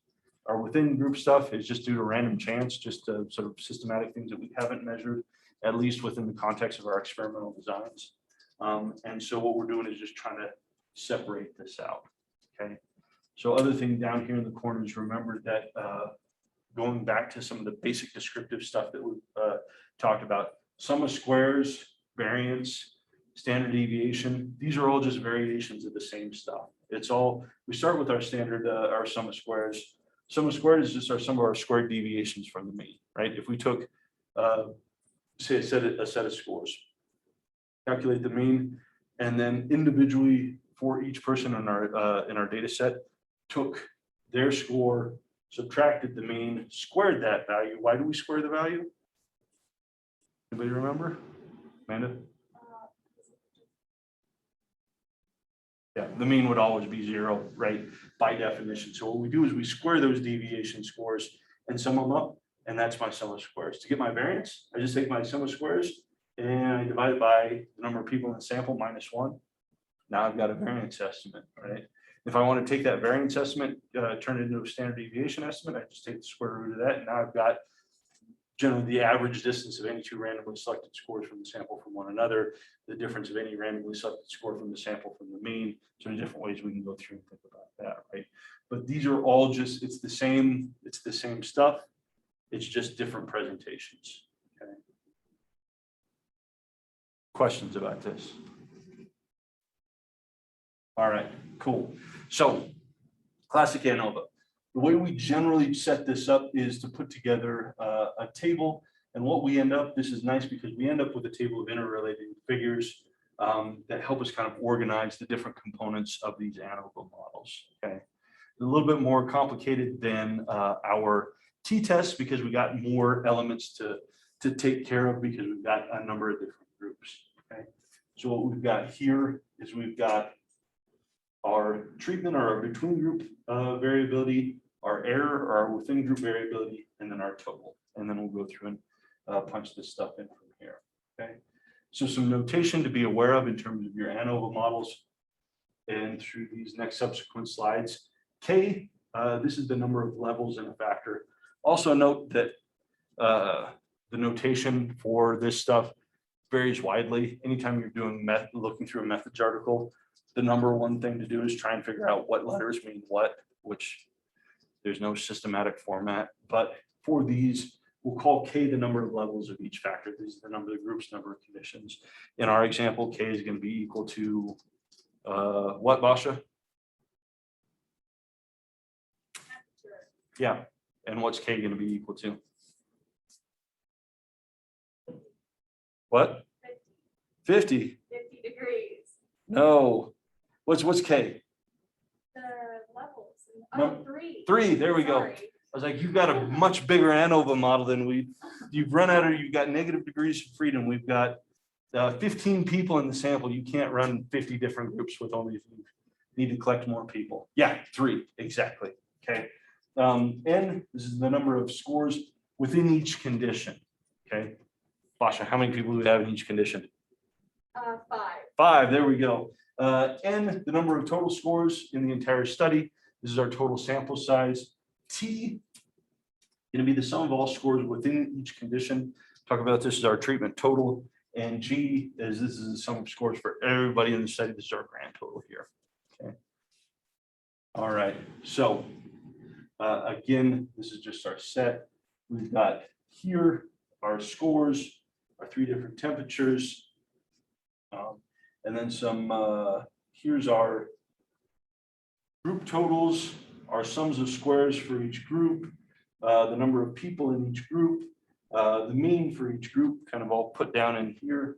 On this side, this 106, this is some of the sum of all squared values for all scores. So if I took all of these, and I squared each one of those and added them all up, it's going to give me 106.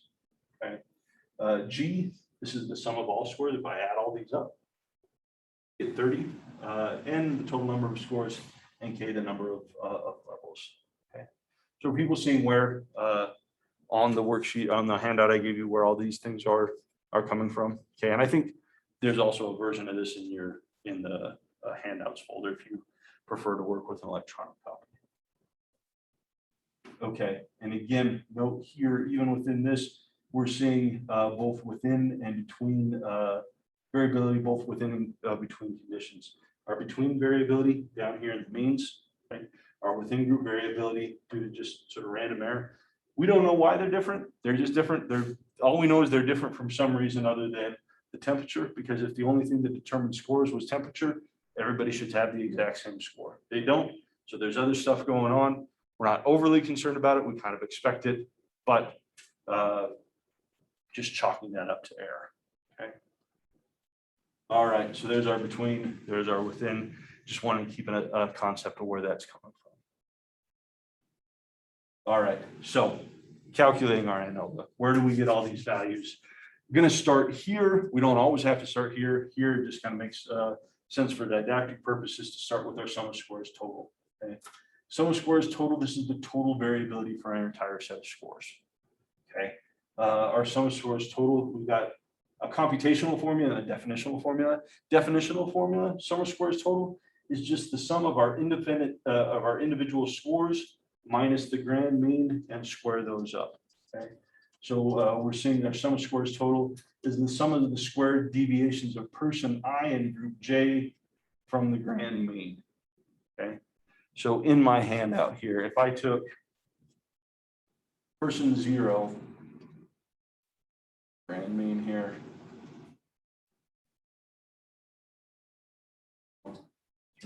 1.25.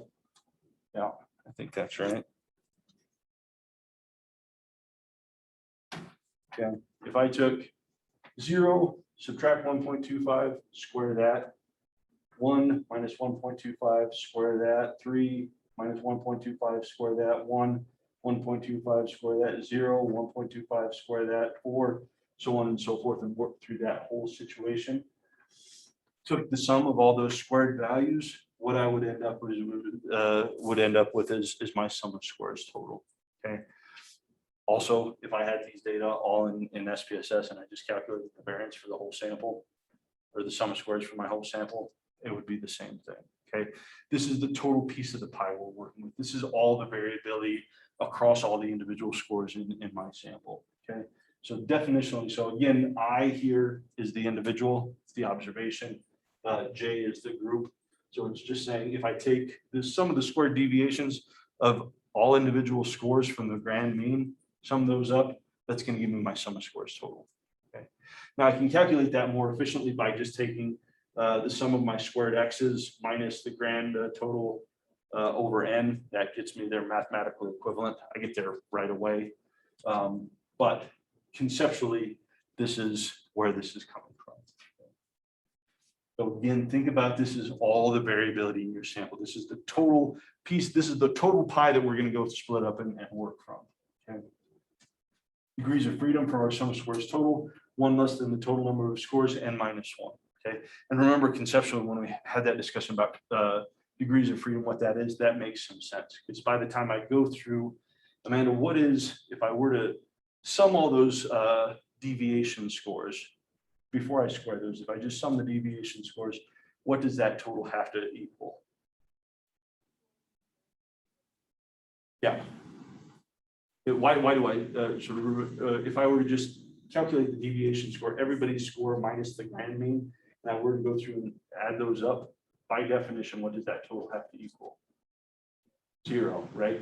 So again, thinking about degrees of freedom, because I already know what the outcome is, that has to be 0 by the time I hit that last, so all those values are free to vary whatever they want to be until I hit that last one, and then that was fixed, right? And so this is where I'm getting that. So total score -1. This is where I'm losing that degree of freedom. So sum of degrees of freedom total for the whole, for degrees of freedom total for my sum of squares total is going to be the number of total scores in my sample -1. Okay. So if we go through and we do this, we say sum of squares total based on our sheet here is going to be the sum of our squared x's minus my grand total squared over n. It's going to give me 106 minus 30 squared over 15. Degrees of freedom, 15 scores, 15 minus 1. Plug those down into my ANOVA table here. You'll see where I'm calculating these from.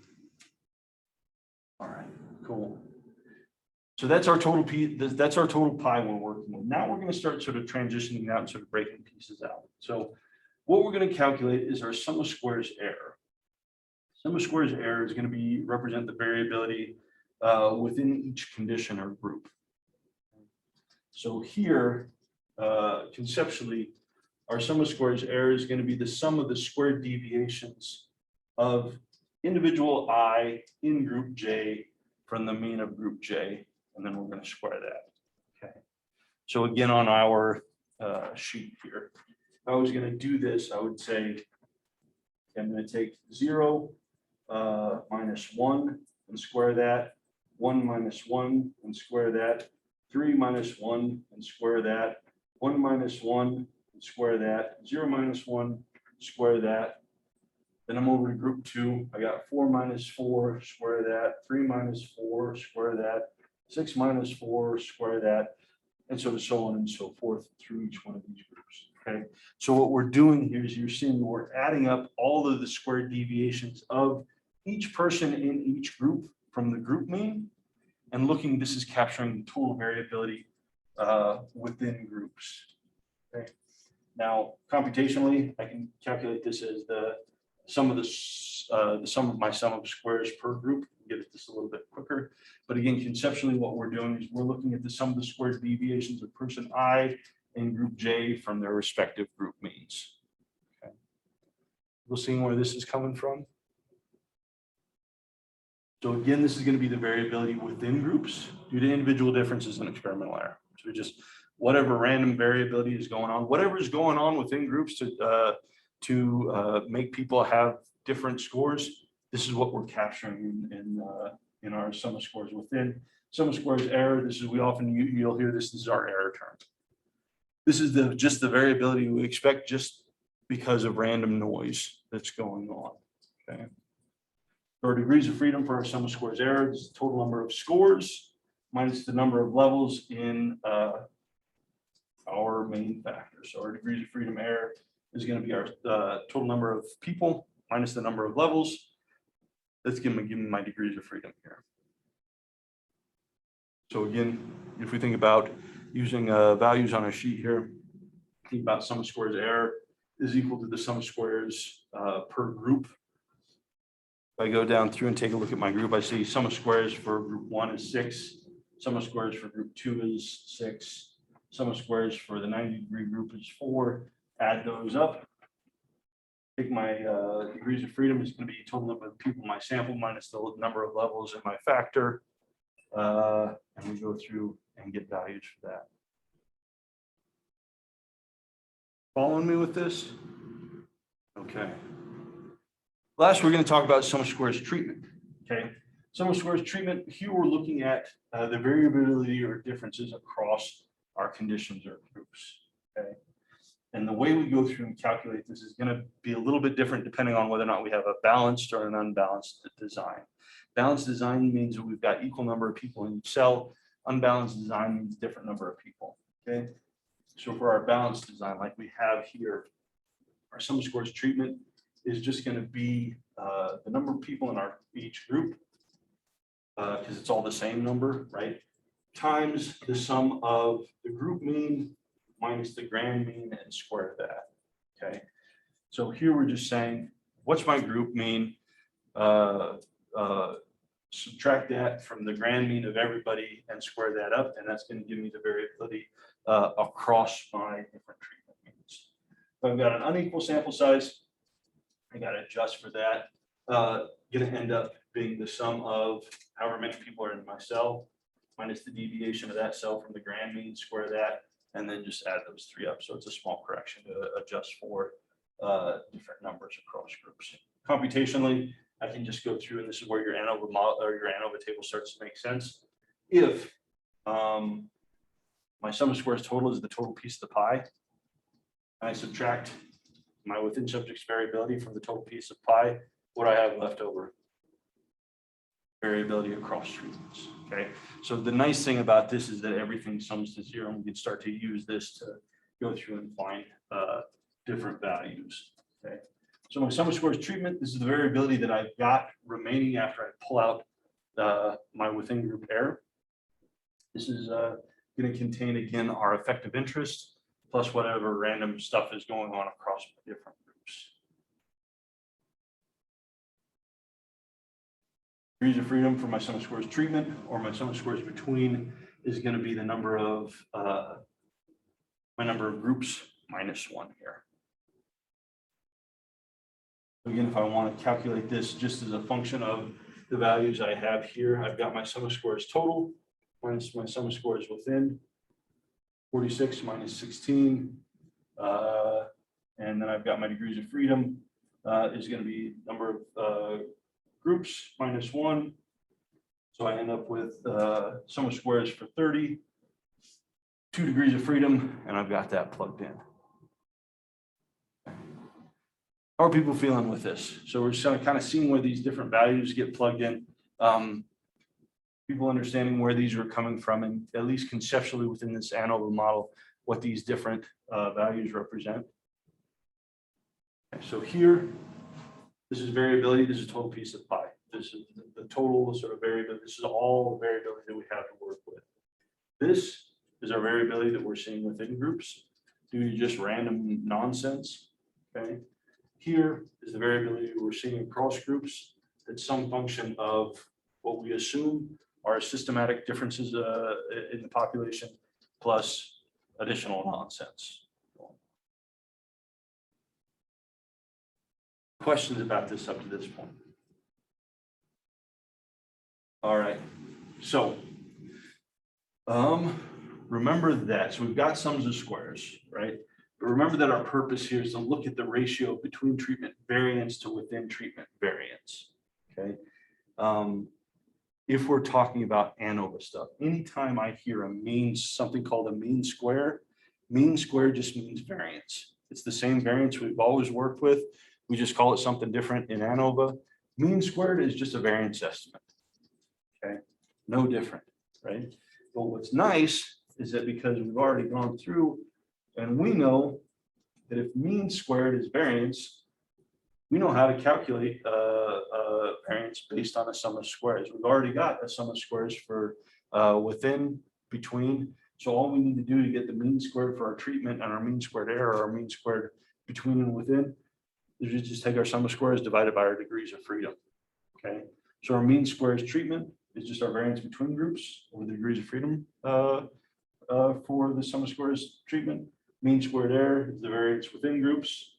Sum of squares error over degrees of freedom error. And note here, this starts to become important. So to circle this, drill this into your brain. Mean squared error, this is just, our mean squared error is just the pooled variance of all three of our cells. Okay. This is going to start to become important as we start thinking about follow-up tests and things along those lines. Mean squared just means variance in ANOVA land. Okay. So if we think about what's going on, our mean squared error, we just took the variability in group 1 and the variability in group 2 and the variability in group 3. If we have different sample sizes, those variances are weighted depending on the number of people in our group. So very literally, our mean squared error is just a pooled variance estimate for across all three of our groups. So here, mean squared treatment, mean squared error, sum of squares divided by degrees of freedom, sum of squares divided by our degree of freedom. Here, we go through 30 divided by 2 is 15, 16 divided by 12, 1.33. We have two variance estimates. We got a variance estimate for between group stuff. We got a variance within group stuff. Okay, and which is nice with this ANOVA table set up the way it is. It starts to become easy. Once you got a couple of different figures, you can start plugging in and solving for other stuff.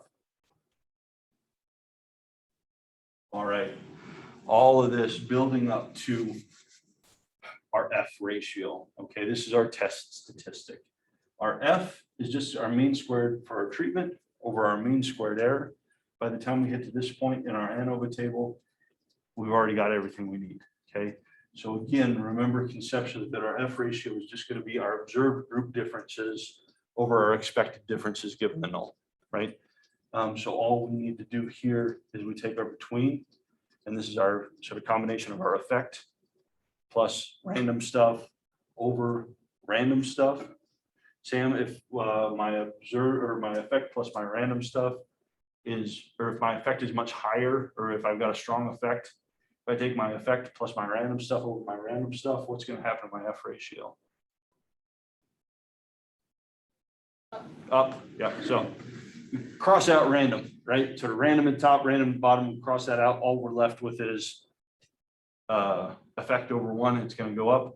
As my effect starts to get smaller or turns out to be non-existent because the null is true, we're going to get an F value closer to 1. So here we've already got 15 over 1.33 gives me an F statistic of 11.28. People see how we kind of populated that sort of based on the data that we have and conceptually what these different values represent.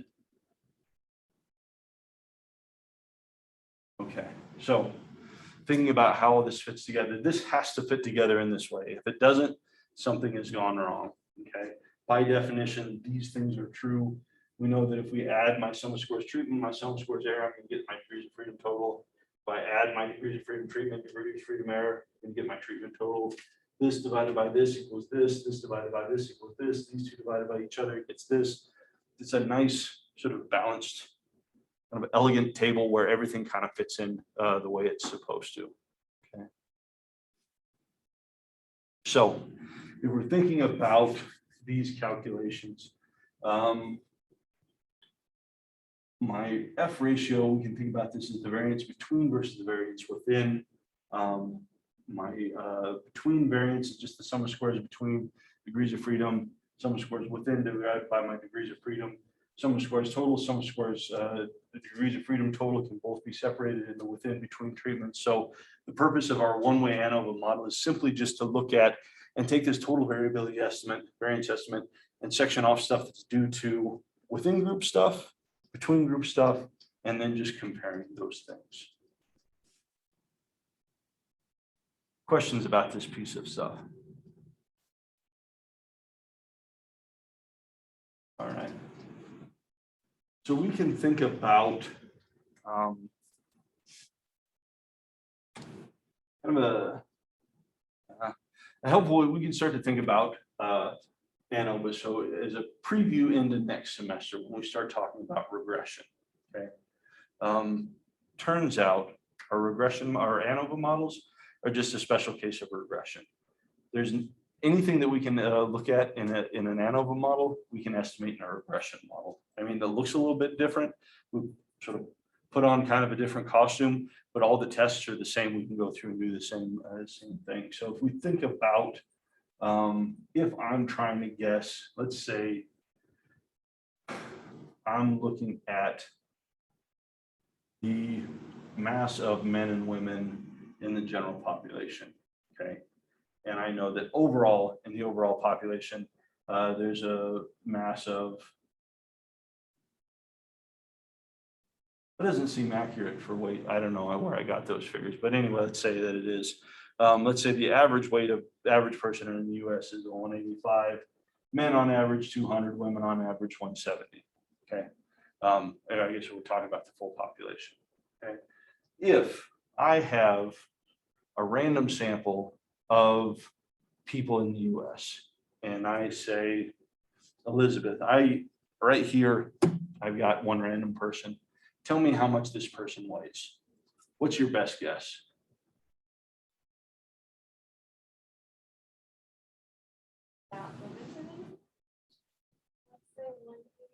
Yeah, it would be 185. Why is it?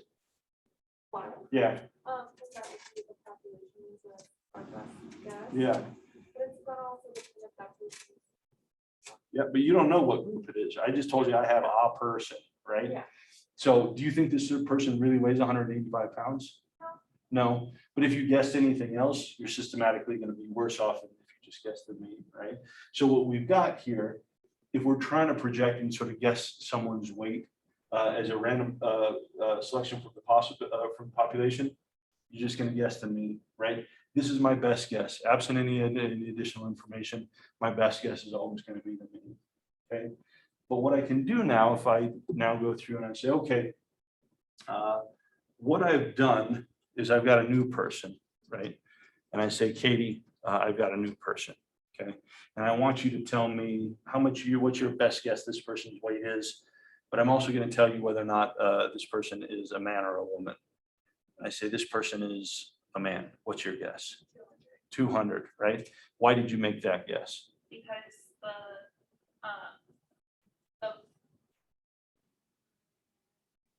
the population of men, weight in North America is 200. Okay, right. And so what you've done is you've made an adjustment, right? You've guessed the group mean, but we can also think about the group mean as sort of your guess for this person is going to be the group mean or the population mean plus their group mean minus the population mean, right? So here in this case, if I take 200 minus 185, I get 15, right? So you've guessed the group mean 200 plus 15 gives you sort of that difference between this group and the larger population, right? So here, your best guess is going to be the population mean plus an adjustment for men, okay, is essentially what you've done.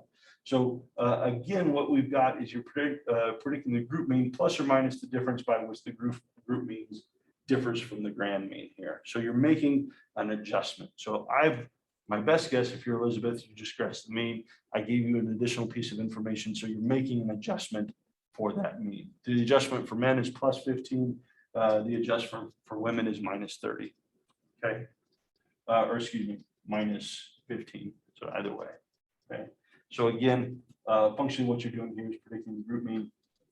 What we can do then, if we start looking at your full structural model here, is looking at your guess or our best guess being a function of the population mean, right?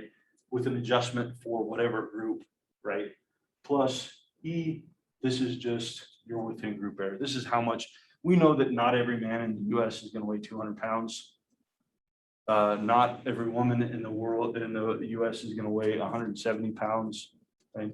And so that difference that we start to see, this is just caught up in our error term. So absent any other information, if all you know is sex, what you're going to say is, okay, here's the population mean, going to make an adjustment for the group and then sort of layer this in. And this kind of gets into the GLM structural approach that starts to make more sense as we go into regression-based approach and things like that. Don't worry about this right now. It's just a different way to think about the prediction as opposed and how this is a little bit different than a classic ANOVA type of procedure. Okay, so don't worry about this too much. Just going to go through, layer this in, plant the seed, because we'll get to this later on as we get into next semester with regression stuff. All right, quick thing, finish up here, critical values for F, because we've got an F statistic is the ratio of two variances. F is always going to be positive, okay? When the null is true, our F value is going to be close to 1, okay? And under our null hypotheses, we're going to see that most of our values are going to pile up about 1. like our T distribution, our F test is going to be a family of distributions. Okay. There's not just one F distribution, there's an infinite number of F distributions that are based on their degrees of freedom.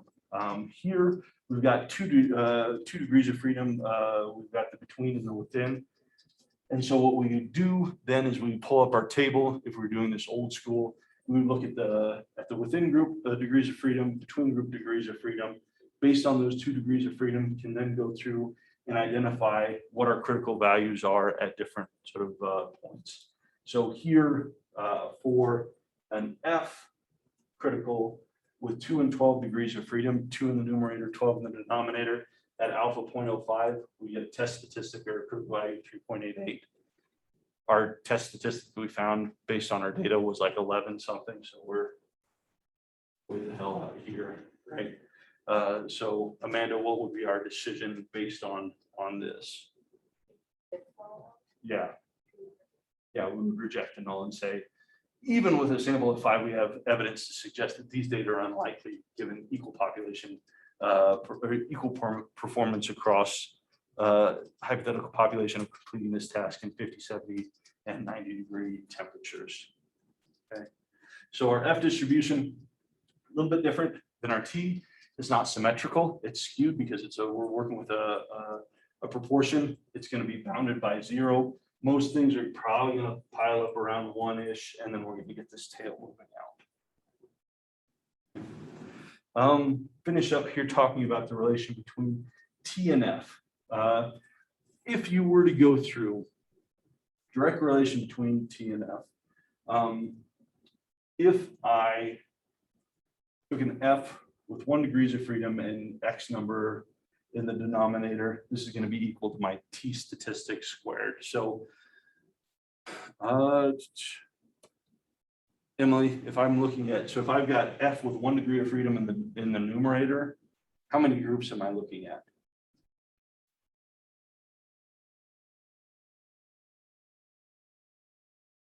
Well, we can't have 1 group because then we've got a constant. What is it? Yeah, Elizabeth got 2. Remember, because it's K number levels minus 1. So if I've got an F with 1 degree of freedom, 1 degree of freedom in the numerator, and then so whatever my denominator degrees of freedom are, I'm looking at 2 groups, right? But if I go through and I do that, and I compare that to a T with the same degrees of freedom as the degrees of freedom in the denominator, I take that square at T and I square it, I'm going to get that F value, okay? F with 1 degree of freedom in the numerator is just the square of a T distribution. So if I were to go through on T distribution with X, or so with whatever degrees of freedom, and were to go through and square all those values in that T distribution, I would get an F distribution with 1 and whatever the degrees of freedom were, and then for the T, it would just reproduce my F distribution. Okay. Fun fact: Z distribution is just you square all the values in your Z distribution, it gives you a chi-square. It's with 1 degree of freedom. Yeah, chi-square is just a squared Z distribution. Okay, so it's same function here, but what we can do then, remember that I said that our independent sample t-tests is just a special case of our one-way ANOVA. So I can run t-test in an ANOVA, it'll give me the same thing. If I run a t-test with an ANOVA, and I take that F, my test statistic for my F, and I take the square root of that, it's going to give me the T statistic I would have got if I just would have ran this as an independent sample test. So for F with 1 degree of freedom in the numerator, if we go sort of multiple group, then it all goes away. But for F test with 1 degree of freedom in the numerator, this is just a T. I take F is the T squared. If I take T, that's just the square root of F. If I were to, in any of those independent sample t-test examples, you were to take your test statistic that you calculated and you took the square root of that, that's going to give you your test statistic if you would have ran that in an ANOVA model. Okay, so it works both ways. You'll see this sometime in a paper. You'll see someone report sort of it's a 2-group comparison. They report it as an ANOVA, completely legal. Weird, and that's not how we typically think about things, but completely legal. It's a fine way to go through and do things. So again, if I went through and look at a critical T for 2 tails test with 20 degrees of freedom alpha 0.05. Now we're to look at that and find that, and I square it. I would get this, the value would be exactly the critical F with 1 and 20 degrees of freedom at alpha 0.05. They're interchangeable, okay? This starts to become important. So let's say that I wanted to go through, someone ran a test and they reported an F statistic, but no effect size. And I want to get an effect size. They didn't report means and standard deviations. What I can do is I can take that F, I get the square root of that to get a T. And I can take that T and convert it to a D. And so just recognizing the relationships with these things starts to help you go through and move back and forth with things a little bit more efficiently. All right. So our interpretation here, we'll say our hypotheses. We've got our null hypotheses, the performance of 50, 70, 90 are all the same. My alternate, say mean learning scores will different at least one temperature population, something like that. Throw population in there, work it in there so that I know what you know what you're saying. That with things, I would say F value of 11.28 falls within the critical region, alpha 0.05. Again, we don't really have to worry about this when we're working with p-values, but here, as we're just using critical values, results provide support for potential effect of ambient temperature on learning, and the larger student population give the data were incompatible with null hypothesis of equal performance across conditions.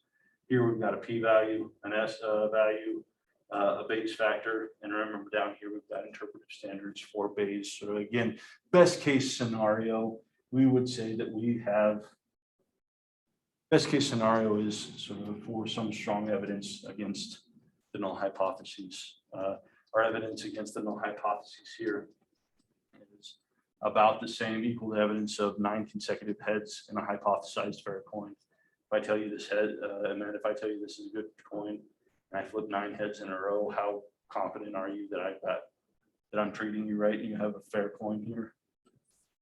You should be pretty skeptical of that, right? Is it impossible? No, but it's not great, right? Okay, so we will work on effect sizes and confidence intervals and stuff like that, where we'll pick up next week and then get into sort of the stuff in SPSS. Yeah. Yeah, they're a little bit different. I sort of made an adjustment there. So For what you taught today, or what you have others? no, the one that you had on your slides, those are an alternative sort of benchmarks, but it's weird. It's got a decimal. Okay. Use these. I mean, they're sort of not that different. But yeah. Okay, cool. So thinking about moving ahead, I'll go through, score up your problem set 4s, get those back in your box so that you have those. I'll get those, try and get those to you by, I will get those to you by the end of the week. We've got problem set 5 that you have right now.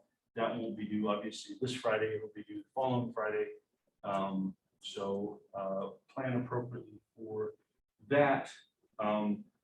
This one sort of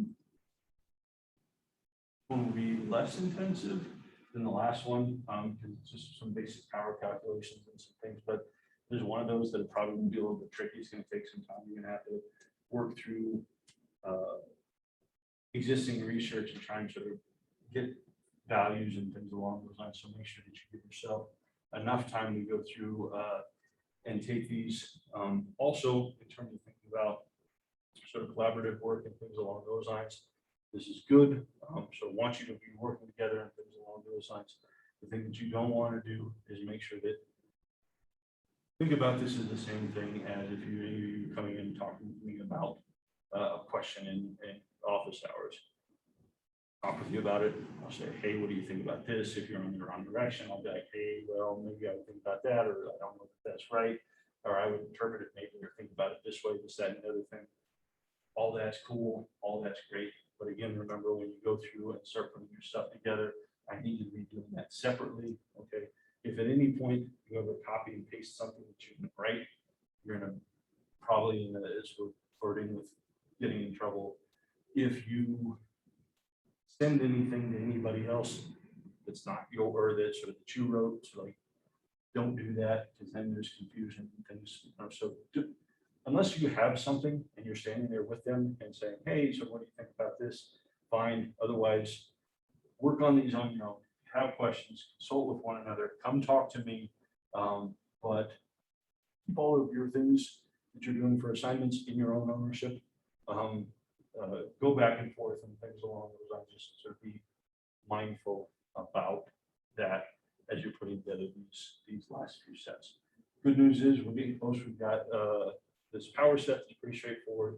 We'll have our first ANOVA set that's a little bit tricky, and then we'll have our factorial set that will be kind of a big push, but all manageable. We're in a good spot, and I've never been this early on this semester. This is going to give us lots of time to work through factorial designs, which will be complicated.